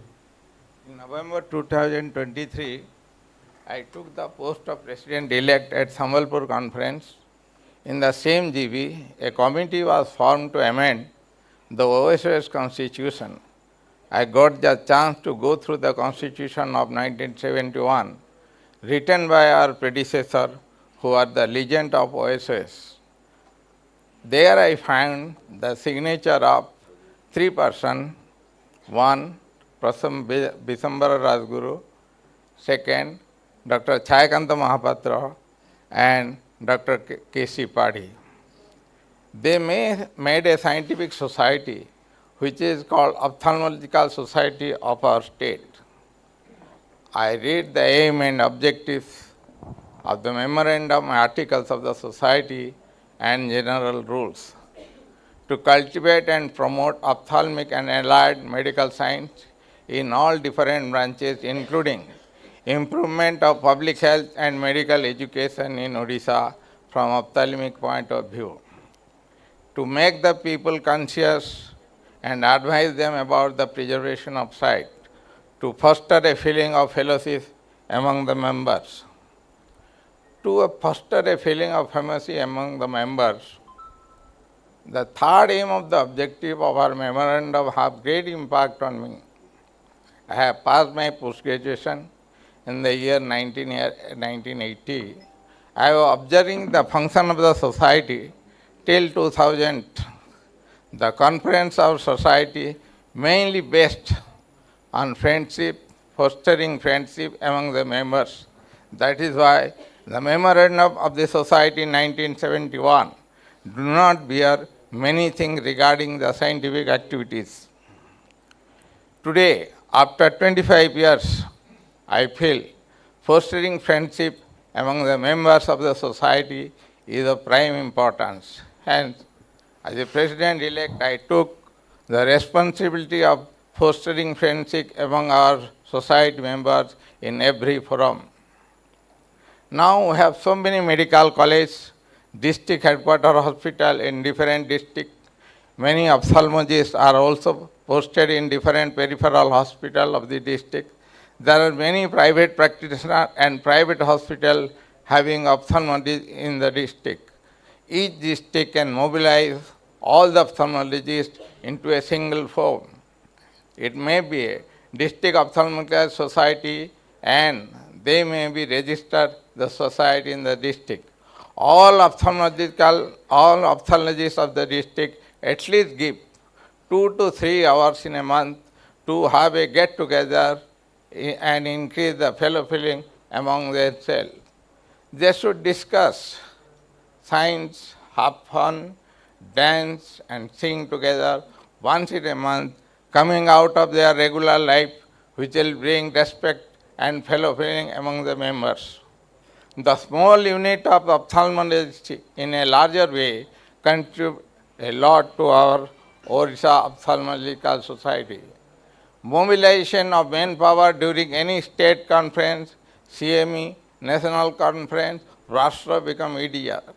Sharing information from the OSIS to the district society would be easier.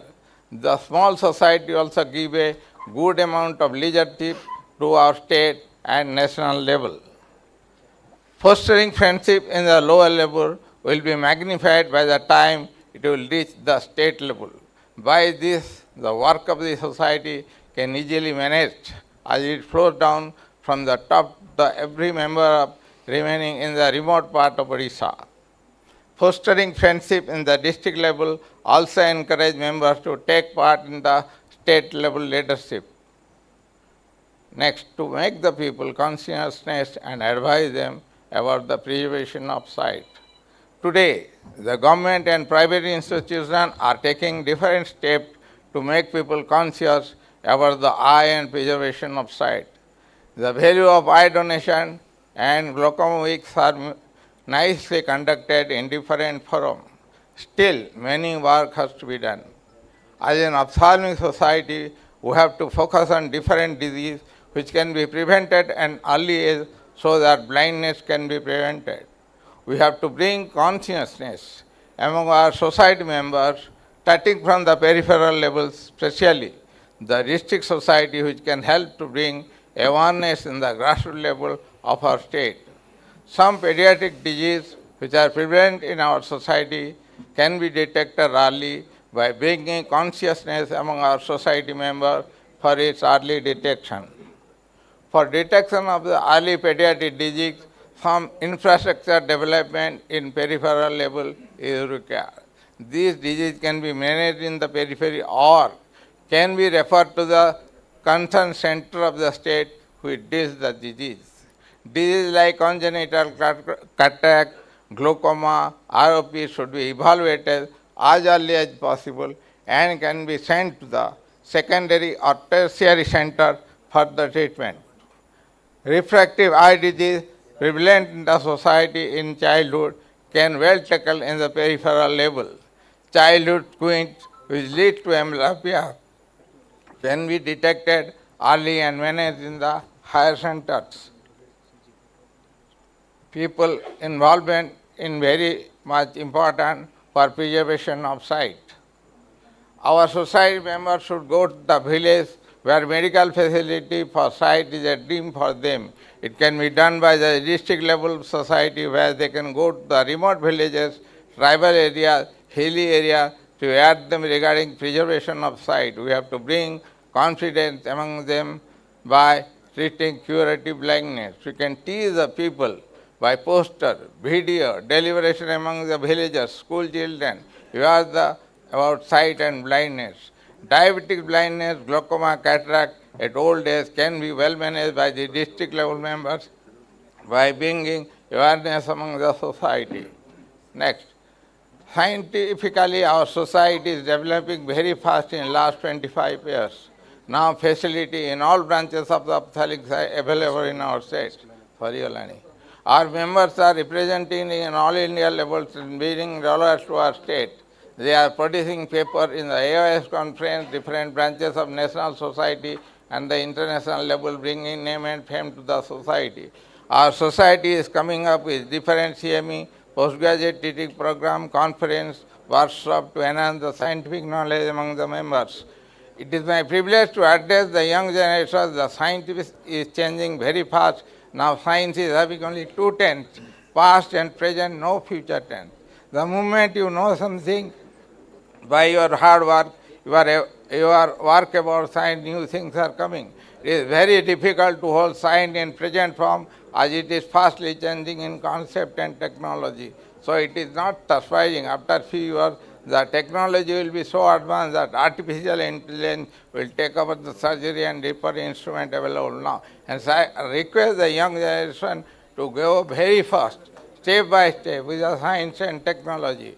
Now time has come to start newer competition among our members in all branches of ophthalmology. We should encourage young members to produce good quality paper. We should invite good speakers from outside of the state present in our state level conference.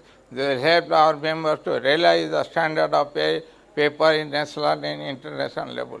We are having so many teaching institutions in our state and senior members to guide the juniors in research work and inculcate the technology of surgery. Our scientific committee constantly working to improve the presentation of holding CME, workshop and TOT program. I'll give a call to my young ophthalmologists whenever they produce a paper. Get an award in scientific competition, write a chapter in the book or in journal, get a prestige award in the national and international level. They should plant a tree to celebrate each event. That's what our secretary is also doing. Thank you very much. Lastly, I cannot complete my address without maintaining my relation with our past president. You can imagine now. Thank you. My motto, reform, transform, and progress. Thank you so much, sir. My inspiration, my daughter, always with me.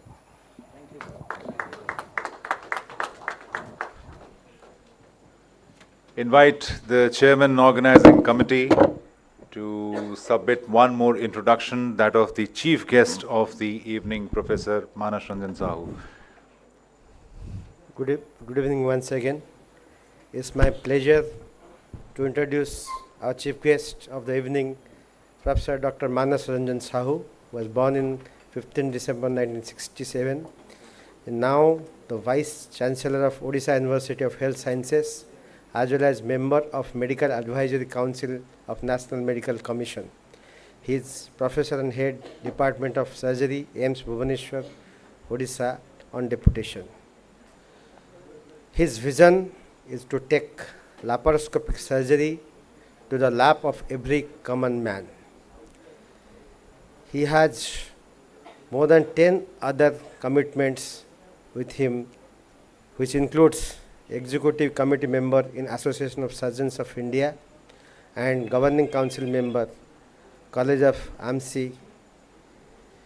He was a MBBS from SCB Medical College, Cuttack, as a best surgical graduate, and he was also a best surgical postgraduate from SCB Medical College. He has done his fellowship in surgical gastroenterology from Sri Ramachandra Medical College and Research Institute, Chennai.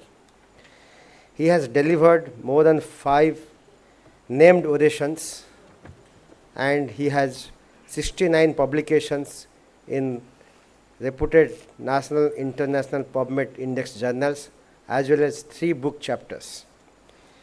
He had multiple awards to his credit, and he has extensive exposure to the international world for his academic and surgical endeavors.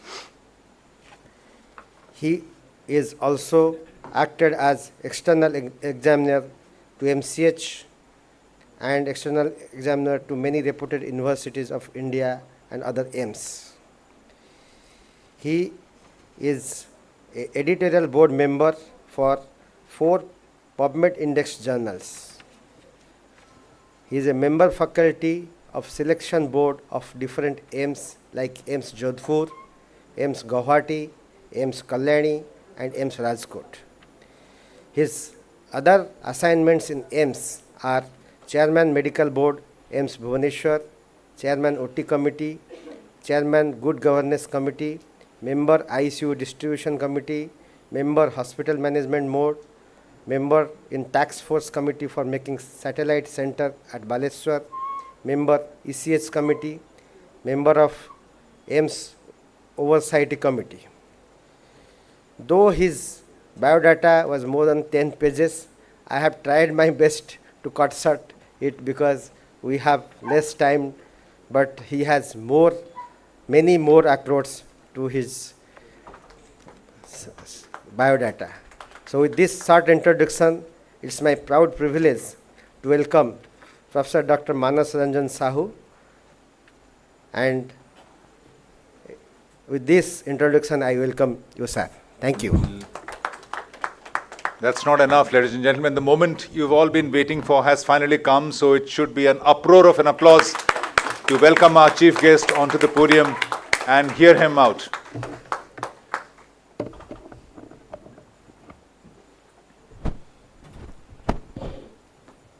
Jai Jagannath.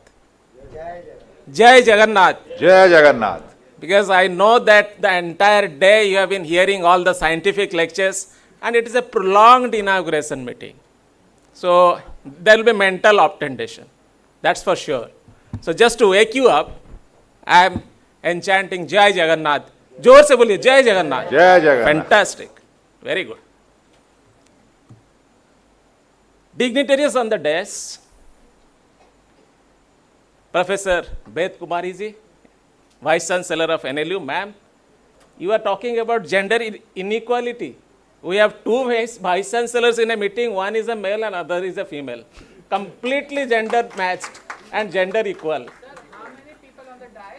You talk about the vice chancellors, why you talk about how many members you have? Fine. So, I have a pleasure of having the company of all the ophthalmologists in the 40th session of the state conference.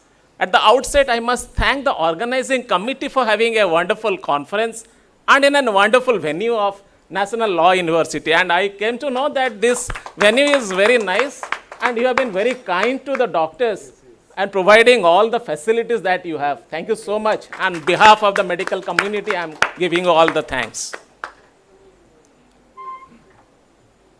So all the dignitaries on the dais and off the dais and the doyens of ophthalmology, Rajguru sir, Professor Chandidas sir, and I remember two of my teachers who had actually taught me ophthalmology. There is a book, Parson, I remember correctly. Oh, thank God, I was reminding what was that book in ophthalmology. Because Bimal Tripathi sir, I remember, and Himanshu Rajguru sir, I remember, they were taking our MBBS class in the surgery lecture theatre. If I am not, sir, you remember. So, and I was just reminding what was that book, and I correctly remember that. It's my pleasure.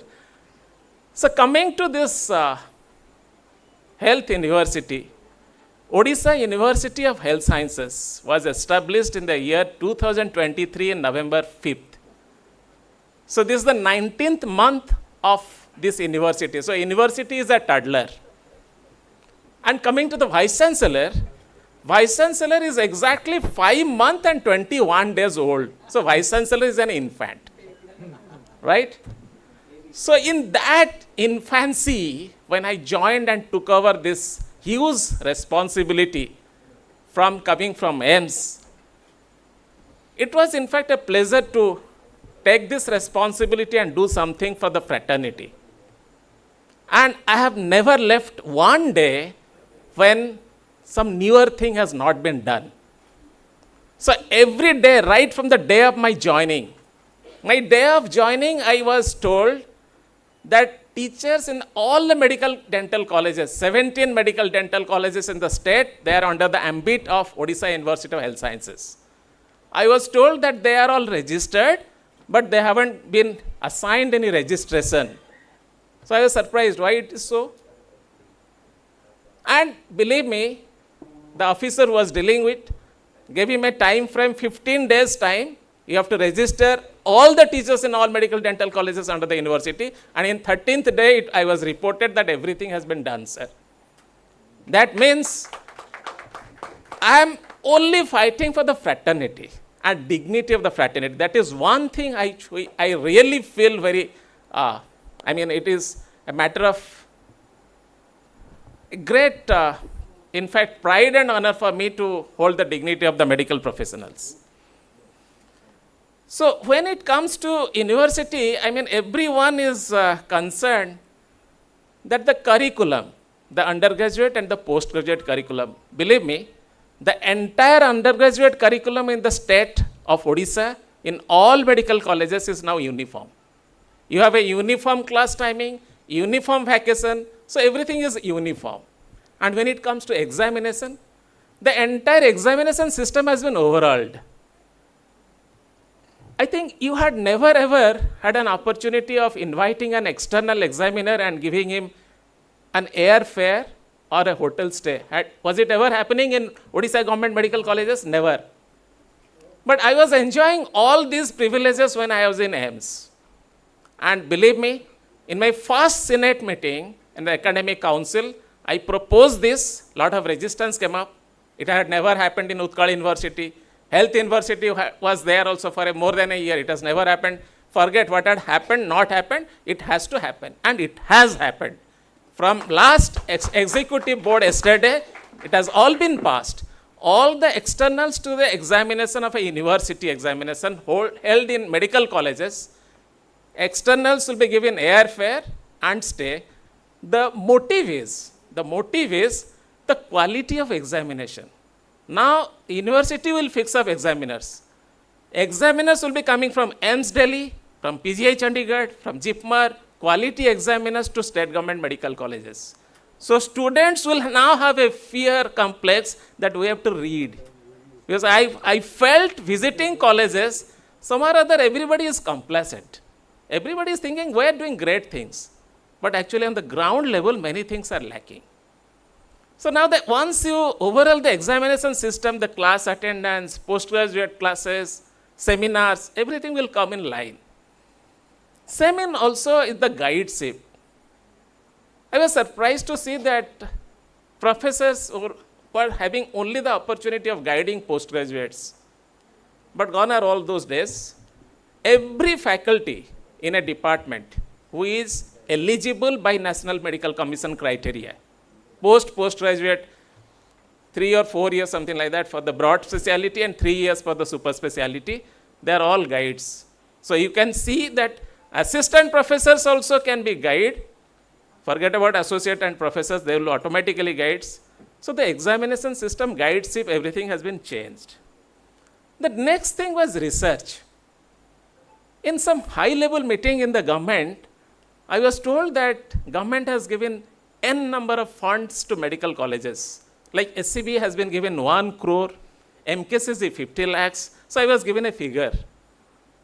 Vice Chancellor Sahib, we have given so much of funds to medical colleges to do research. And then my answer was very simple. Do you think that putting in funds will enhance research? Who gave you this idea? Putting in funds will never accelerate research. And moving around medical colleges, I could very well sense research intent and research desire has to be inculcated first to the faculties. Forget about the students.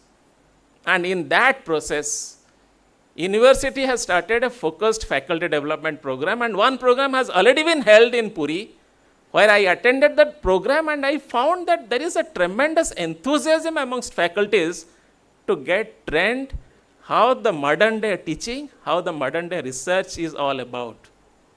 And in seeing that response, I decided that every 2-3 months or 4 months we have another program, and the next one is planned in 4th of January in SCB. Then the research methodology. Postgraduates are being told to write a synopsis when the postgraduate himself doesn't know anything about synopsis. Anything. He doesn't know nothing. He came straight from internship. He was mogging day and night all the objective questions, MCQs, landed up in a department as a postgraduate. After a month, the faculty tells that you write a synopsis. He doesn't know anything. So now a research methodology will be taught first to the teachers, training of the trainers, TOT program. This is fixed on 2nd and 3rd of this December. University has told, I have told 7 deans and principals of the postgraduate medical colleges to nominate faculties whom we will train. They will send you back to the colleges. They will be training the postgraduates and rest of the faculties with the assistance of the university, so that the research methodology first comes into the mind, how the research has to be done. So it has to be a very systematic approach. Nothing comes just out of the blue. You tell that this will be done like this. This never happens like that. Never ever in the post-independence era, medical colleges in our state had a PhD program. And you will all be happy to know, I have started enrolling and all the programs of PhDs in medical colleges. And shortly you will be getting mails from the university that if you have this and this criteria in your department, apply for being enrolled into a PhD program. And that will have a dual benefit. It will have, the faculties will have a feeling of enhancing research capability, which they have. I am pretty sure that all faculties are jewels and gems. Only the system has got some problem. It's not about the faculty. Faculties are all good. System need to be activated. So PhD programs and fellowship programs. Departments can offer fellowship. You have ophthalmology, you can have fellowship in retina, fellowship, whatever focused areas that you know of your department. You can write to the university, apply for a fellowship. There is a fellowship committee. Fellowship committee will go through your application and alert the fellowship charge to the HOD and the nominated faculties, so that you can have 1-2 days program, and you can have longer programs. You can have 3 months program, 6 months program of postdoctoral fellowship, postdoctoral certificate course, and you can have all this. And everything would be done under the umbrella of the university. So you now have ample opportunity to look forward to do things. See, it is not that one person can change the entire spectrum, which was silently sleeping for a long time. Each one of you, if you join hands with me, I think we can change the system. So that's the reason why I keep telling that change the mindset. You are not working under the Vice Chancellor, you are working with the Vice Chancellor. The Vice Chancellor is always with you. Give a good suggestion, I am the first person to pick it up and see that it benefits the mass. It has to be a mass benefit, it has not to be a personal benefit. There are innumerable lauded teachers who have retired, but they have the strength and courage and passion to teach, but they don't have any opportunity. So feeling that, I have started a program of Professor Emeritus in medical colleges, and it has been approved by the top board of the university. And yesterday when I put up this proposal, the entire board was so happy that we have retired teachers, we can call them to the departments to impart teaching, training to postgraduates, and even part of the patient care. Because there is lack of faculties in medical colleges. There is lack of faculties. Government is opening up medical colleges. So I was telling the other day to the government that it's not about opening up colleges. We have to also see the quality of treatment and quality of academics and research. It's not just by opening we can make things boil down to the ground. So this is coming up, and you'll be happy to know that university has already signed MOUs with the top-notch institutions in the state. AIMS Bhubaneswar, IIT Bhubaneswar, ILS Institute of Life Science, Niger, XIMB, and top-notch institutions in the country, and many, many academicians in the country, with a view that the doors of all these top institutions should open to our medical college faculties. Because I personally have seen, when I was in SCB, if I was trying to do a research project and I wanted some kind of assistance, all doors were closed. You cannot tell to your HOD, you cannot tell to your dean, nobody bothers. They give a deaf ear. If you have somebody in the AIMS, you cannot go there because there are so many formalities. Now you have a research ethics committee of the university. It's an established committee. You want to have a project done in AIMS Bhubaneswar, please feel free to come. You have some faculties from across the country to come to your OT and operate and show you how to do a better surgery, feel free to drop in a mail. I will coordinate that. And it has been passed in all the Senate and Executive Board. Faculties from across the country, faculties from outside government medical colleges of the state can freely come in, demonstrate, train and teach our faculties and residents so that the quality of care will improve and ultimately patients will be benefited. The next best thing that you will always appreciate, that we have tremendous talent. There is no dearth of talent. We have talent. But we always somehow or other feel that probably we are inferior to the others. And I earnestly request all my dear faculties that whatever talent you have, you must be very sure there are people across the globe who are very deficient in talent. I was surprised to receive mail from Poland in the European Union Polish University from a Vice Chancellor, rector. They call the Vice Chancellor as a rector. The rector wrote a letter to me, will be happy to collaborate because I had some connection in the field of laparoscopy to many prominent national and international organizations. So I am now receiving all those that I had given during my tenure for the benefit of my faculties and residents across the medical colleges. So now MOU has been signed. Traveling fellowships will be available. Faculties, residents, will be picked up by a committee.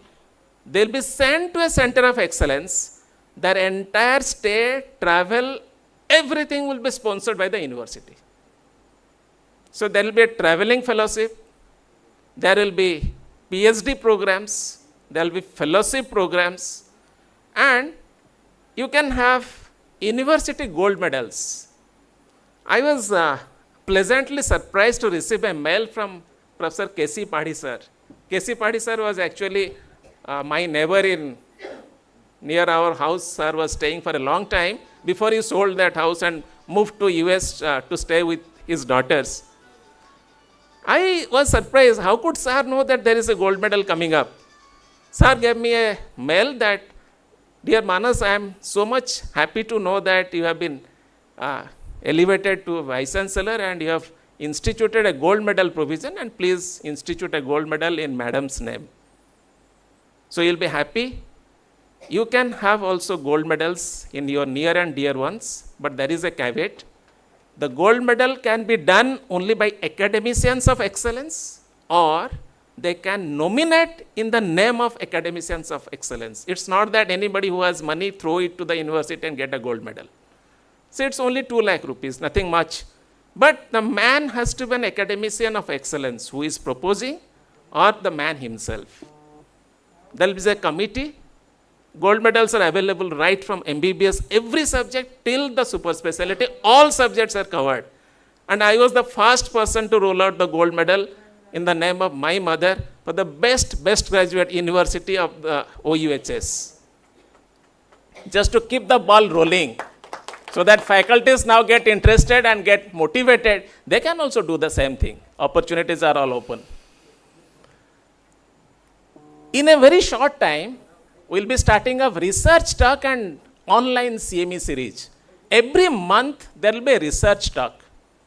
There is a committee which will keep rotating research talk to every department in medical colleges and giving an opportunity to a faculty, to a resident. There will be a lead talk by a faculty of eminence. And you'll be happy that all faculties of eminence in your specialty, you can also tell me, they can be invited. They will deliver talks in your department. They can demonstrate surgery. Their all logistics, to and fro, travel, everything will be borne by the university. So I have made the provisions very simple, so that doors of the medical colleges will be open to activating academics, activating research, and ultimately everything will boil down to a better patient care. So I expect university is always with you. Feel that this is your university. You are part of the university. And I'm happy that the organizers thought that this man can come and be the chief guest. Of course, your chief guest, original chief guest, has flown to Singapore. He told that he can't come. Yes, Singapore to Malaysia, whatever. Doesn't matter. I don't mind that. Being a guest of honor is also nothing. Not having a post is also fine. But I'm a surgeon, so everything is, I'm open to everything. So I'll be happy that I'm with all of you. You have given me an opportunity to be amongst all of you. And I'm pretty sure these 2 days of deliberations will bring a change in your mindset towards serving the suffering humanity. Thank you very much, and thanks for this hearing. Fantastic. It's always, I've told you that any faculties across the country. Second thing I will request, we have many private eye hospitals and institutions.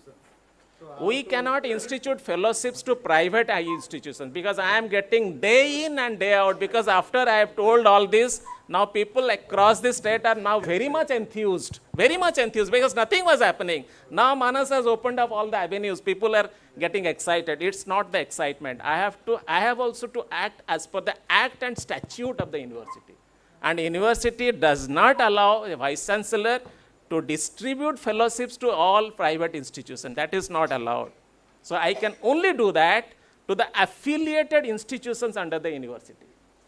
Right? But the private hospitals, the private practitioners, they can always come they can have demonstration of surgical skill, bilateral exchange programs, everything is most welcome. Always. I think I have given you a brief insight of how this university have started functioning in this infancy stage of the Vice Chancellor, and wish you bless me that the university will go from miles to miles, because the university was originally planned in a very small area. When I saw the blueprint, this is a makeshift institution now. The permanent place was in a small place. Then I gave a proposal to the government that this is not doable. We have to think 50 years ahead. We have to have a huge area, big university, all domes, that you see that this is health university. This is not, the health is the wealth of every citizen of this state and country. So now bigger things are coming up. So you'll be hearing better news in times to come. Thank you very much for this opportunity to the executive committee and to the organizers. Thank you. Well, thank you, sir. I will ask you one thing. Yes, sir. That the airfare to the external examiners was introduced with to University in 1972. I was the syndicate member. You see, I said three things I introduced at Utkaraka University. Number one is airfare to the external examiners. My postgraduates were having. I was getting examiners from Vellore, from Hyderabad, from Delhi, from Chandigarh. They were coming, they were examiners. Sir, from the day I was a postgraduate in the medical college, till the day I left the medical college, I have, sir, never ever seen or heard from any department that the external is given any airfare. Sir, might be you are telling right, it was there in your time. I have given. Everything was stopped. I have given. They had stopped everything. I have given, I have brought examiners. You see, from Delhi, from Chandigarh, from Vellore, not only at Utkal University, also at Berhampur University. You Fantastic, see, sir. Good to hear that. second thing I introduced to us, that every teacher who will attend the All India Conference and will present a paper will be given travel allowance by the Utkal University. That was also introduced. Third thing, we were bringing professors, eminent professors, to our colleges to demonstrate operations. I brought two professors from Bombay under the Utkal University, S.N. Cooper, to show us cataract operation, extracapsular and intracapsular. My postgraduates will be the witness. Thank you very much for and hearing not this, only sir. that, another thing also I introduced, that suppose a candidate has registered for MS at Utkal University, he can also appear in the Berhampur University, just like London and Edinburgh. You see, so that they will not face the difficulty of losing 1 year or 2 years. That was also accepted. And because after all, everything depends upon the syndicate. You see, a powerful syndicate member can do anything in a university. That is what So maybe after you left, everything was closed. That might be different. And postgraduates No, are that's- contributing money for the travel of the examiners. You all of you agree or disagree? Agree? So you see, sir? I don't know. So if I don't know. you have born personally. No, but So this is pathetic. This is pathetic, sir. The system that was functioning in this medical college is pathetic. And it is so painful to see this. You are telling this, sir, a story which was happening. No. For last, I mean, sir, you are doing this. But from the day I joined as a postgraduate, till I left this medical college, nothing was happening. I don't know. You see, the problem... it is deplorable. No. So you have faculties here. The problem is, you see, most of the principals who are the ex-officio syndicate members, they don't attend the meetings. They don't argue out.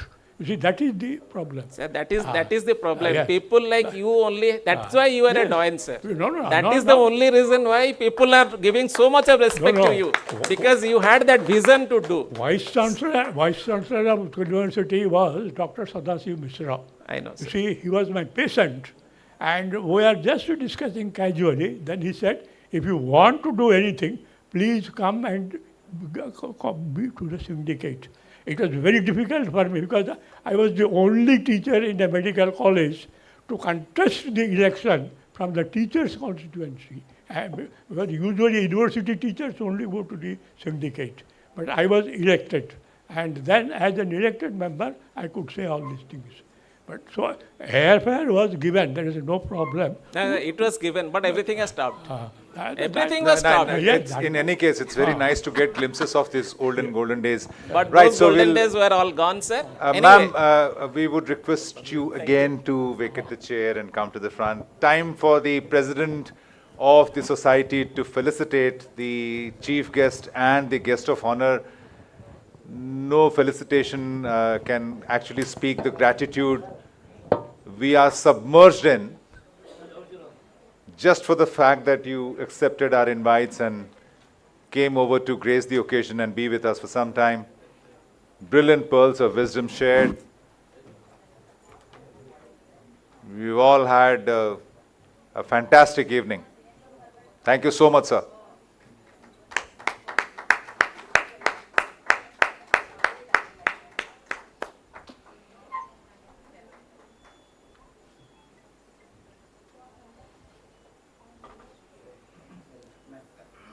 Dr. Ved Kumari, ma'am, the guest of honor of the evening. Thank you so much for the venue again, ma'am, for everything you've done, all the support, and to cap it all, to be physically present for the inauguration. We'll request the secretary, organizing secretary, to propose the vote of thanks, and that would conclude the meeting officially. Thank you, Anurag. Giving vote of thanks is a customary, and that charge is given to me. Thank you, OSOS, for giving me this chance. First of all, a big thank to our chief guest, the Vice Chancellor for his Odisha University of Health Sciences, Professor Dr. Manas Ranjan Sahu, for taking out time from his busy schedule and accepting to be our chief guest and spending time with us. Thank you so much, sir. From my core of heart, thanks to our Chief Speaker, Vice Chancellor of National Law University, Odisha, for giving us permission to have our conference at NLU, and also giving permission to take the help of all the supporting staffs of NLU whenever and wherever required. Thank you, madam, for all your support. Now I would like to thank the two stalwarts of Odisha ophthalmology, the two senior most ophthalmologists of our society, Professor Dr. Bisambar Rajguru, Professor Dr. Chandidas, sir, he was present in the beginning of the meeting, for coming and blessing us. Sir, we need your blessings always. Stay healthy always, sir. Thank you, OSOS, for giving me this opportunity to organize the conference. Thanks to all the guest speakers for accepting our invitation and coming all the way from different states and sharing their knowledge with us. Thank you to all the guest speakers. Thanks to all the delegates, associate delegates, for registering and coming for the conference in large numbers and making this conference a grand success. Thank you once again. I thank all the guests present here for coming for this inaugural function and encouraging us. I thank all the 12 delegates for participating in large numbers and making this conference a big success. I thank all the press and print media for covering this program. I thank all the technical people, event people, for making it possible, taking care of all these technical things. Thank you once again. May Lord Jagannath bless all with good health and lots of happiness. Thank you all once again.